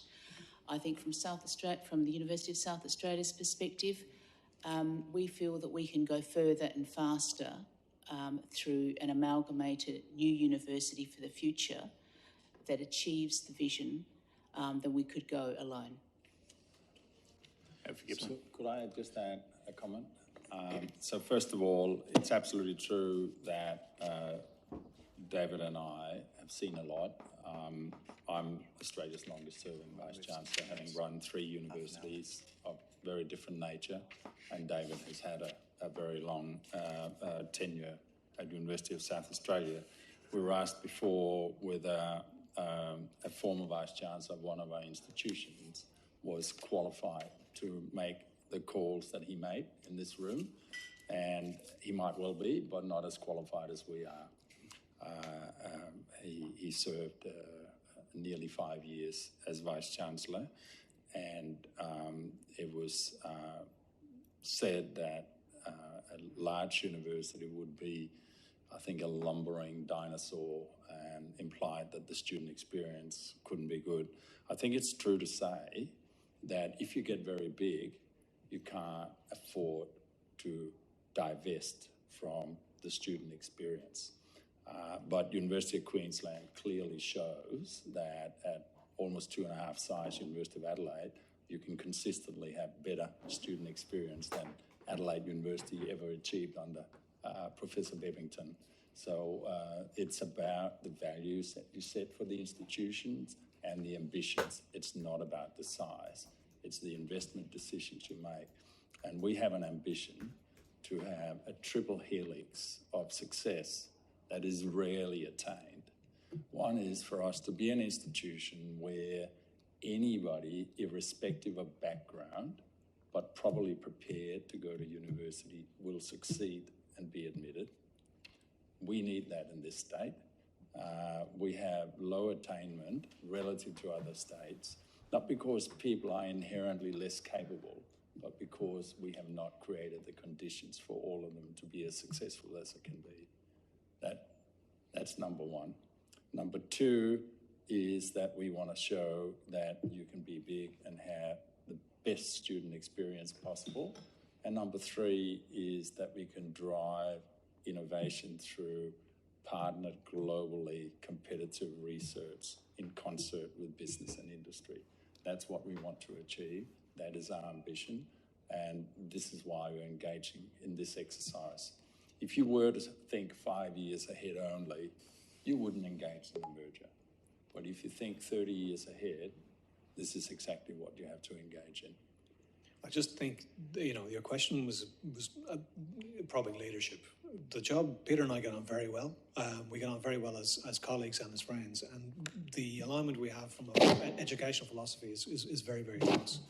But our job is to make sure that we design and deliver something that survives both of us and outlives anybody in this room. Universities only get set up once and then they endure for a long time thereafter. And our job is to make sure that we hand over something to the future council, to the future Vice-Chancellor, which is absolutely best in class. And it's not hinging on personality or individuals. It's hinging on the alignment of the purpose of the two organisations and the determination that what we're delivering together will be better than what we have individually. I'm going to turn to one final government member for Gibson, and then I'm going to, in the final half an hour, turn to opposition and crossbench MPs for the remaining time available. Member for Gibson. South Australia increasingly needs a high-skilled workforce, and I think it was discussed in your opening comments about the new curriculum offering that a new university could provide. What is it that you foresee to be offered that meets that need? That currently I'm can't sorry, be? I didn't get the start of the question. Well, with South Australia being Move the mic a highly closer, skilled Sarah. workforce, sorry, I'm miles away. South Australia needs a high skilled workforce. And Highly skilled workforce. Highly skilled work. Okay, yeah, I get that. And the question was? And I think it was in your opening submission you talked about the new curriculum offering that a new university could provide, and I'm interested in what that might look like and why is it that you can't do that now? So I think individually, if we wanted to, we could do many of the things that the new university wanted to do, but not as quickly and not at the same scale because the resource required is quite large. That's number one. Number two, I think all universities are realising that technology in one form or other will disrupt education in all its forms. But not everyone has, I wouldn't call this a burning platform, but the platform of opportunity to say, now is the time. We're going to do this jointly rather than individually sort of reshape what we're doing. So our ambition is to digitally underpin all our curricula. We realise that today's school leavers come through with expectations that we're not always fulfilling because they have already had a digital experience. We want the curriculum to be a curriculum that is reshapeable much more readily. So our courses will be in modules. We will have an opportunity to give students through the timetable a much greater opportunity to have internships and be work ready. We also have an ambition to create more pathways for people to prepare themselves better for success at university than they currently can at scale. So all these things go together. We also want to be a university where if you engage with the university and you, for one reason or other, do not finish the course of study you started on, you will not leave with nothing. We will actually find ways of recognising in a tangible way that you have achieved. Because what you see is people who engage with higher education and spend time with us and leave with nothing, they get burned by the experience. Whereas if you leave with something, sometimes 7, 8, 10 years later, you actually say, I actually like that, I achieved something, I will come back. So there are many, many aspects to what we are doing now with our philosophy that would be hard to do on our own. But this co-creation with our staff and between our two institutions, we believe will deliver something very special. David? Yeah, I just add that the opportunity that's in front of us now, in conversation with my fellow Vice-Chancellors across the sector, they're actually quite envious of what Peter and I have in front of us, because for the very first time, certainly in living memory, in terms of the last 3.5 decades of operation of institutions, we have the creation of a new institution in Australia, which starts with a blank piece of paper. And that blank piece of paper means you can design in what the attributes you want, but curriculum, research, the way it engages, the ethos, the principles, the culture, all of those components can be actually built from the ground up. Universities operate on a 5 to 7 year horizon in terms of our text accreditations, and typically we take what we have and we continually improve. In this regard, we're taking the best of what we have and we've committed that we're actually going to augment significantly through investment. That doesn't present itself to a Vice-Chancellor operating a university ever. And so that's what UniSA and Adelaide are bringing to the table. We've got two very, very good institutions. We've got great graduate outcomes, great employability, great engagement, great research, and great staff. And the excitement about the idea that people can contribute to the creation of something new is palpable, and the opportunity to create something new is absolutely, it's never happened before. And to your point about whether we could do this individually by ourselves, nowhere near the scale and nowhere near the actual, nothing like a deadline to focus the mind, but opening the university on the 1st of January 2026 means that we will do all this work in that time in a way that we would not ordinarily do in the operation of our institutions. Member for Morehouse. Thank you. Going to the comprehensive summary of business case, which for the record is a 28-page document that we got last night, so being able to read it, understand that further documents. In fact, page 23, the footnote says that the financial plan, risk register and transition plan are artefacts requested by both councils to inform their decision whether to endorse the desire to support the formation of Adelaide University. Those documents, I assume, were much larger documents. I know that this business case contains about 9 lines that talk about risk considerations. For the record, I'm much less worried about the risk of the government's financial investments than I am about the risks of adverse consequences of the plan not working in the way that it's been described and envisaged. A risk register presumably suggests that there have been risks considered and mitigation strategies put in place by the universities, but we don't have any of that information in front of us.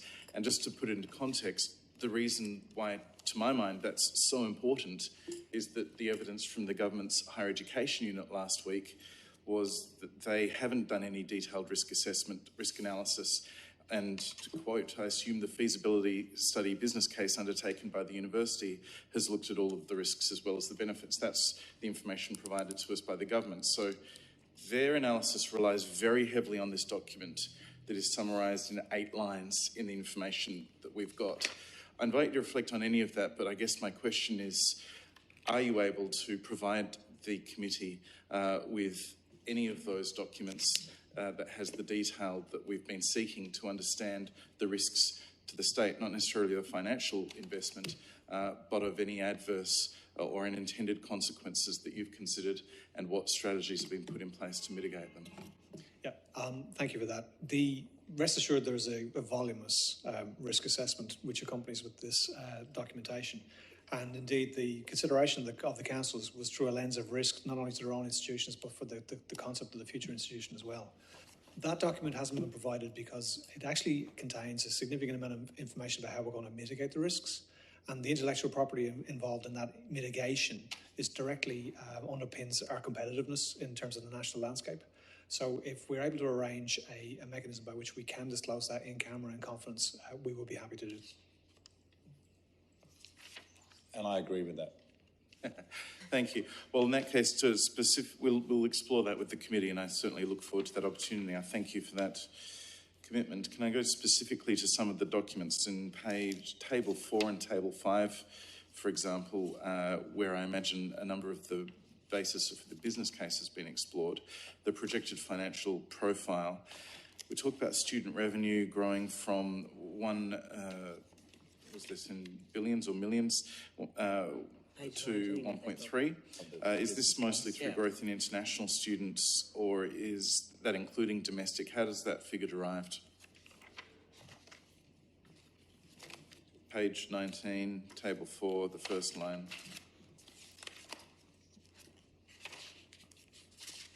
At which point, John, the 26 or the 34? The page 19 of your business case summary, Yep. The student revenue total, your anticipated growth from 1.06 thousand million to 1.372 in 2024. Yep. Presumably the 1.06 is an aggregation of the current. It is. So that growth, those assumptions, what information can you provide us about how those figures are derived? There's a combination therein of a flat line component from 2022 to about 2026 where we don't envisage any growth, and then there's a compounding growth of, I think it's 2.1 or 2.2% per annum thereafter, which is based on our historic growth over time. So this is a conservative growth figure. So that, what proportion of that is international students as opposed to domestic? In the total composition of student body, we would begin with about 25% international students, And then we've projected to grow out to 2034 to below the G of 8 average to a figure of 31% international composition. And then there's a divisor there about the average EFSL in terms of dollars per EFSL therein.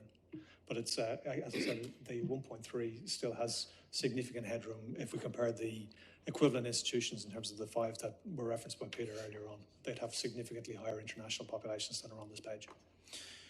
In relation to the estimated transition costs on the next page, and one of the key questions here, and I think the Honourable Sarah Game was getting at this quite effectively in some of her questions, but one of the risks to government is that should we support the merger and should legislation pass and we get 2 years down the track, we'll be in a position where there's no going back and there's no unscrambling the egg.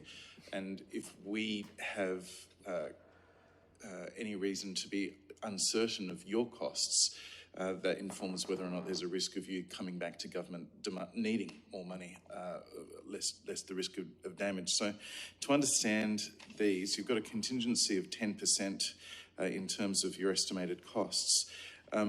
Is that an assumption, or is that based on some science of 10%, or indeed is there a lower and upper band to these assumed costs in your modelling, and at what point in the band is this reflected?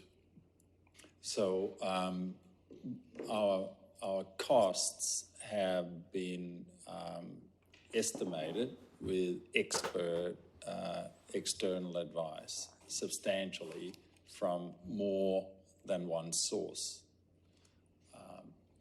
The degree to which we could give you a guarantee that these numbers would be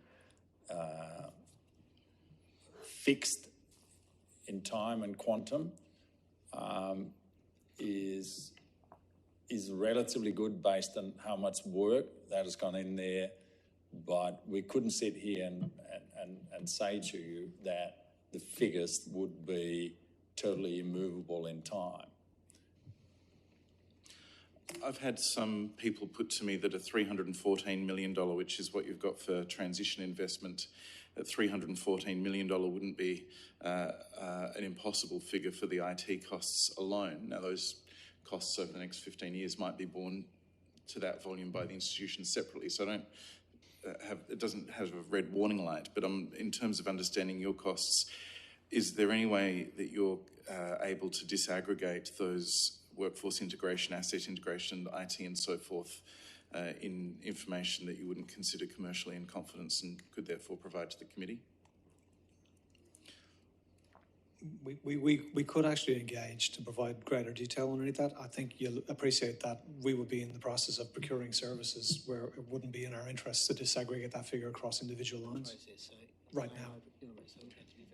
Can I ask a supplementary on that, Chair? Can I just ask, in terms of the level of engagement that you've had with government in terms of that modelling and those figures, were they shared with the Department of Treasury and Finance or what level of modelling was shared with the Department of Treasury and Finance in arriving at the ultimate agreement? We might have to take that on notice because we want to be truthful to the committee. Or any other department? No, there has been significant budget modelling shared with Treasury. Certainly, in advance of December, when we were actually at this broad figures, the composition and drivers for those figures were provided to Treasury. Okay. Thank you. Thank you. On page 23, going to risk considerations, one of the key risks to is the financial dimension of the business case. Includes unrealised funding, securing the required government investment, managing costs of the project, etc., negatively impacting Adelaide University's cash position. Can you provide any additional context to what that means? It's actually extrapolated with the details in 5.3.4 on page 22. Okay. You can see the difference between the provision of the supports from government and without. And in the absence of government support, we dip below a liquidity level, which would create unacceptable risk to the institutions. Thank you. And a similar question in relation to the next dot point, managing ongoing financial sustainability. Can you rule, and I guess some key thing is, can you rule out South Australian taxpayers being forced to step in to provide adequate funding if these risks aren't adequately mitigated? So maybe what we can say is, if you want to look at future performance, it's probably instructive to look at past track record. These two institutions managed to weather the COVID storm enormously well. These two institutions would be in the minority of institutions who have managed to eliminate their respective debts and at the same time have built up a cash position, despite the relatively small sizes by Australian standards, to be able to co-contribute very substantially to the formation of a new university. So if there were another pandemic, if there were another black swan moment, could we guarantee you that we would just sail through again? No, we couldn't. But should you trust that if anybody could do it, it would be us? Yes, and past performance, you should. I could just add to that, that in the provision of information to our finance committees, we did model a catastrophic black swan event, and we know how to mitigate those events based on past performance. On a different topic, yesterday Renewal SA gave evidence that the McGill land is set to be sold on current projection on the 30th of September, which would obviously be prior to legislation being considered. Is that your understanding, or do you have a different understanding of the transaction? Who would the money go to in that context? The sale of McGill will be a transaction with the University of South Australia, because it's land which is owned by the University of South Australia. The date of the 30th of September was news to me, but I heard about it yesterday. So is there presumably some sort of, should the legislation not pass, you're still seeking to complete that transaction? The desire of the institution to transact, to extract its activities from McGill and concentrate them in the city has been in the institution's strategic plan since 2018. So it's not a new eventuation. The arrangement which has been proposed by Renewal, which allows the institution to retain use of the facilities for up to a decade, is advantageous to the institution. So it would be in the university's best interest to transact in advance of legislation in that regard. Page 14 of the comprehensive summary business case argues the merger, and I quote, could contribute approximately $500 million more per year to the South Australian economy by 2034 compared to what the two universities collectively contribute based on REM plan modelling. Can you provide any further detail about how this conclusion was reached? Are you able to provide the modelling to the committee? And in the context where this assumes an investment by the government in a research fund and the land sales, were those land sales to complete, and was the research fund to be established without a merger? How much does the merger add to it over and above the government investments? So you're assuming 500 million better in 2034 than we have now with two separate ones. Two aspects to what's improving this. One is a merger, and the other is a research fund and continued investment of presumably $20 or $30 million per year by the state government in research and equity. So if you were to do the research and equity investments and the land sales and continue with separate institutions, how much does the merger side of it add to it over and above? So the land sales have no bearing on the 500 million, other than to be able to enable the transition from the two institutions to the future institution. The 500 million is derived from the volume of international students and the volume of research conducted by the institution and the volume of block grant that travels to the institution. The indirect, component of that is the translation of additional research into economic value. But the direct piece is the additional student funding from both international students and domestic students. The funds offset approximately, I would say, about 20% of what we would be doing in terms of research. The other 40% is derived from the institution's activities. That's based on a return on investment of maybe 4.5% against a $200 million fee, so about $9 million against about a $50 million investment in research at that time.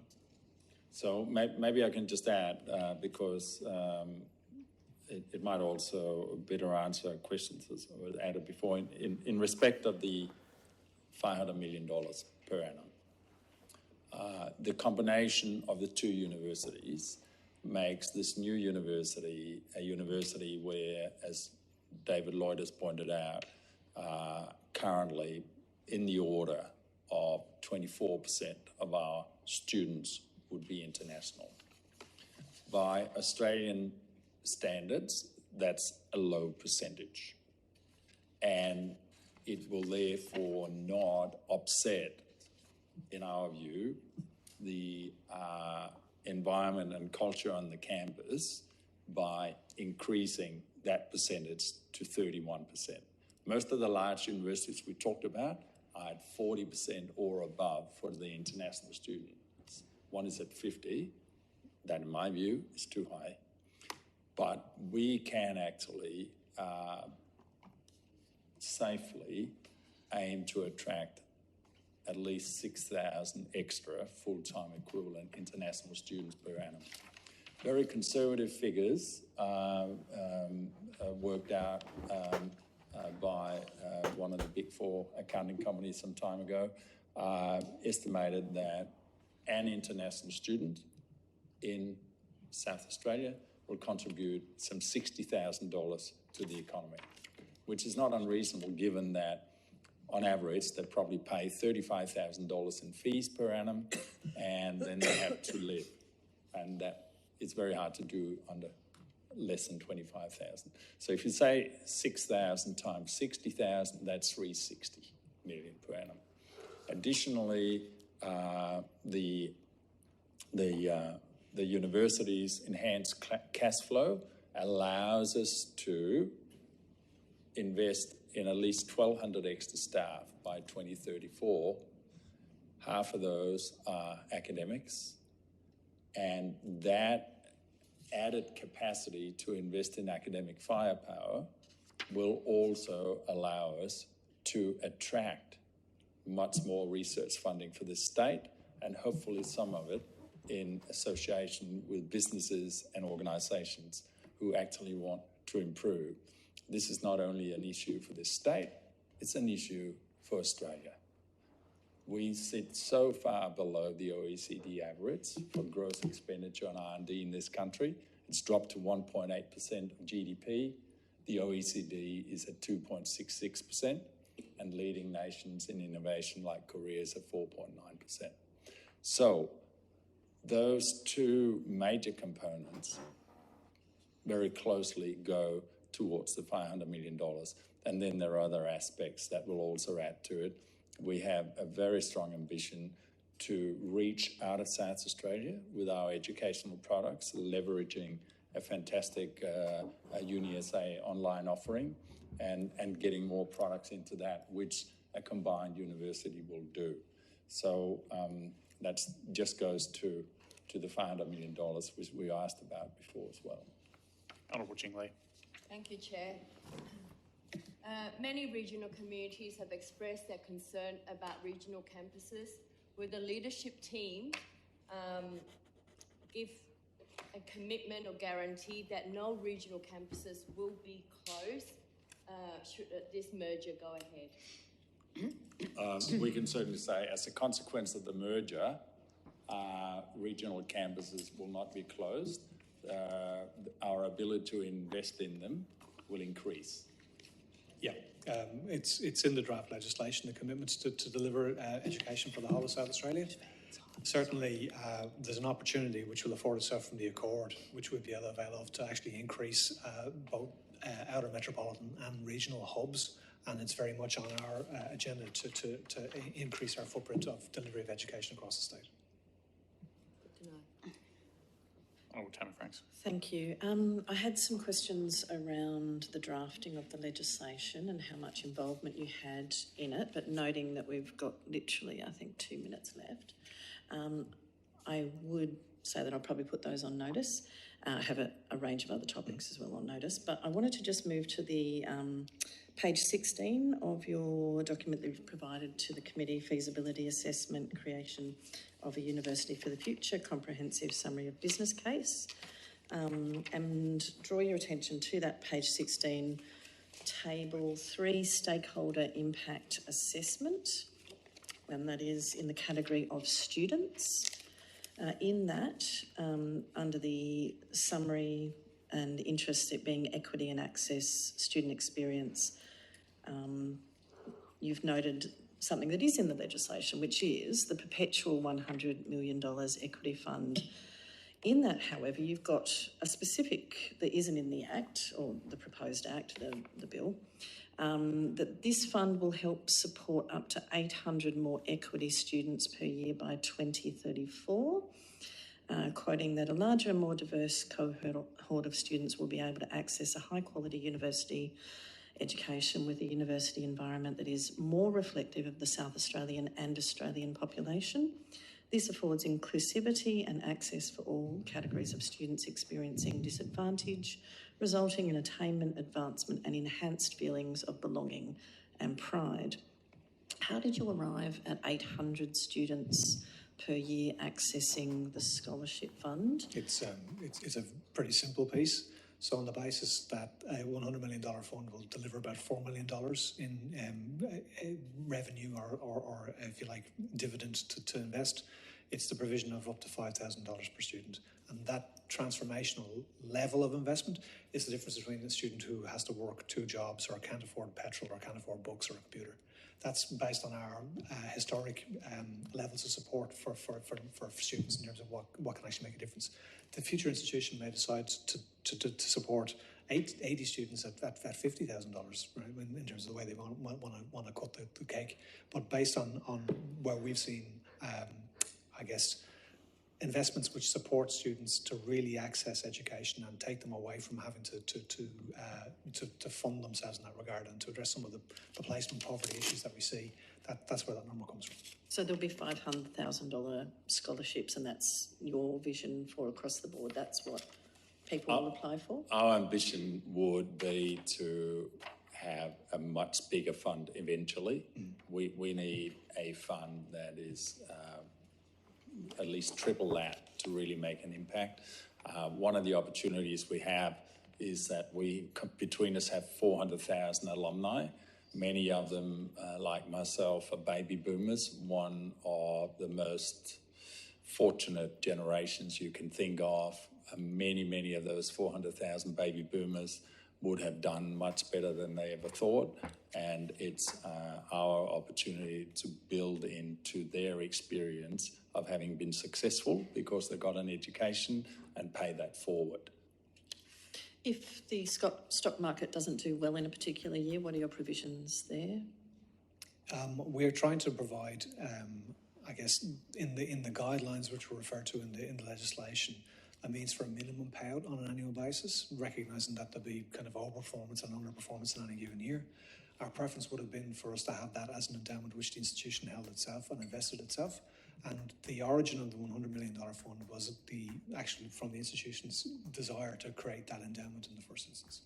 So the suggestion for the $100 million equity fund came from your institutions, not from the government? It came from us. In terms of that, do you understand why Flinders have put forward an argument that this is unfair on them? And I don't understand it, and I'll tell you why. That $300 million fund is... Well, I was just talking about the $100 million for the moment, because well, actually... the $100 million. I would like to get to the $300 million as well. Those two funds were put in place in lieu of co-investing immediately with us in the transformation costs. We, as you've seen, the upper bound for the transformation cost is $650 million. We spoke about contributing half of that and the government contributing the other half. Under this arrangement, we clearly will have to contribute much more of the immediate cash out of our own reserves. If we had received the $300 million in cash to co-contribute now, we would have $300 million more to establish our two own funds, and no one would have thought that was unfair that that went to our university students. So if there were a future fund established by the government, which was unrelated to mergers, it would be totally unreasonable for other universities not to have access to that fund. But this is not the history of these $100 million. Well, that may be the history of the $100 million, but the reality is it's going to be something controlled by Funds SA with the Treasurer, and we're making decisions as a parliament for all of South Australia. So the fact that the state government's putting up, in this case for the scholarships, the 100 million, or the several hundred million for research, do you think it's fair that several hundred million for research perpetual fund may well see Adelaide University pinch research staff from Flinders? I can tell you that we're not. And would you agree to a prohibition on that sort of behaviour? We're not in the business of just moving deck chairs around. We're trying to create an institution which will be a draw card from not only across the nation but internationally as well. We've got great collaborative relationships across all three organisations at the moment, and where opportunities present themselves for staff, it's about staff mobility at the end of the day and people advancing their careers, not because of some desire to hoover up talent from our next door neighbours.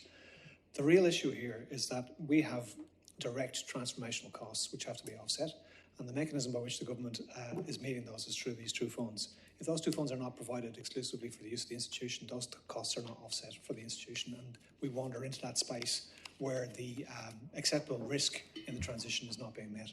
So if these two perpetual funds aren't in the legislation, that's a deal breaker for you? Well, someone's going to have to come up with a different way to offset the costs.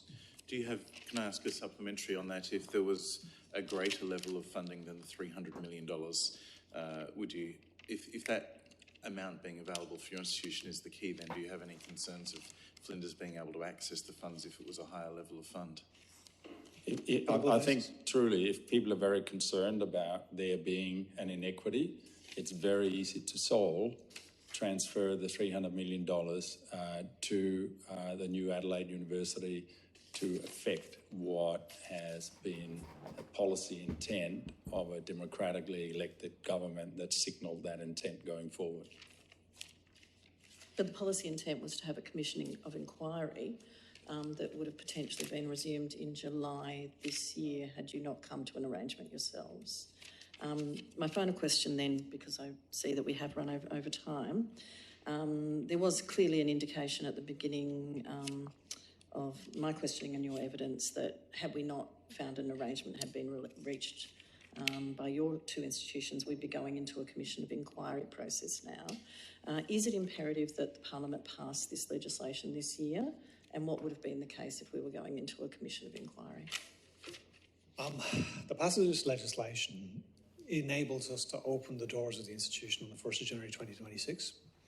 And the timing of that legislation is ideally by the end of this year, if not no later by the end of the first quarter of next year. If legislation is not enacted by that stage, we will not get registration, we won't have TEXA accreditation, and the university won't open. And our staff, our students, we won't be able to recruit international students. The signal that would send to our staff in terms of the hiatus would be significant. We talked about the 2018 exploration. The 5 months where our staff didn't know what was going to happen was probably the longest 5 months of their lives. In this case, they know what we've asked to happen, and they're asking the Parliament to pass this legislation. The delivery of the legislation enables us to actually hit steady state by 2034. So I could equate this into, we don't get to delay by a week or a month in terms of the passage of the legislation. We either do a mid-year intake or we do the following year. So the minimum impact on the delay of legislation is 6 months, and the value of that 6 months is $250 million. It would not be in the state's interest to abort the journey now. It will be too damaging to the two organisations who, in good faith, have explored what is in the state, in their own best interest and in the state's best interest, to get on with that and remove uncertainty amongst our almost 7,000 staff about what's going to happen going forward.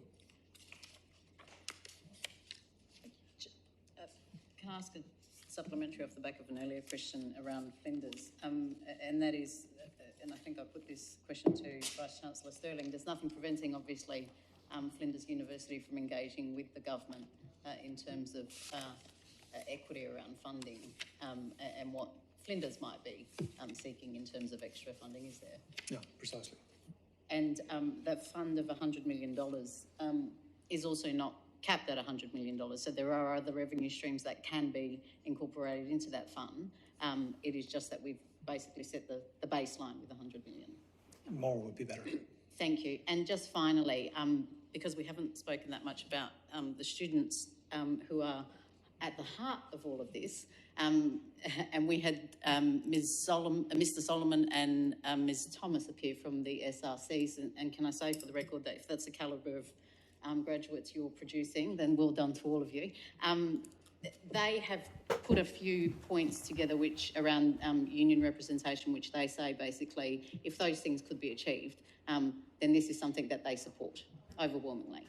And I put to them in evidence that there's obviously more than one way to skin a cat. It might not be in the legislation now, but there could be other ways, or indeed changes to the legislation to satisfy what they want, and then you would have their overwhelming support for the merger. Are you in any way opposed to any of the issues that Mr. Solomon and Ms. Thomas spoke of during their evidence, and are you open to further dialogue with the government around, or indeed with the Parliament around seeing some of those things covered in the legislation? The issue of the student student association and legislation, the only impediment around that was the nomenclature, which is in the existing University of Adelaide Act, which actually has Adelaide University Student Association. Yeah. You'd imagine that a future institution would have an Adelaide University Student Association. So all we've done is make it clear that we're quite open to there being a student association. We're agnostic as to whether it's legislated or not, but we don't want to make any, provide any advantageous starting point for one group over another, as we want the students to determine this themselves. So just we absolutely believe that a quality university will have a very strong student association and very strong student life, which they contribute through all their clubs and societies. So we in no way would want to discourage anybody from facilitating having a strong student association. Thank you. And just perhaps we might need to take this on notice, but just in terms of the drafting of the legislation, if we could report back to the committee on the level of engagement and what role you undertook in that process with government. There's been significant input from the universities. The starting point was the University of South Australia Act, and then we modernised and made amendments to accommodate the provisions which are in the University of Adelaide Act, which needs to be endured in the new institution. So we've had significant input. We would probably have one or two inputs which we want to put in through the general process, but the draft which materialised was very much to the satisfaction of the institutions. Thank you. Thank you, Chancellors and Vice-Chancellors, for your evidence. A transcript of today's proceedings will be made available shortly. Anticipate that questions on notice will be provided by correspondence, and I also anticipate that the committee will want to explore a mechanism by which it takes in additional information in relation to the risks that are set out briefly on page 23 of the summary of the business case.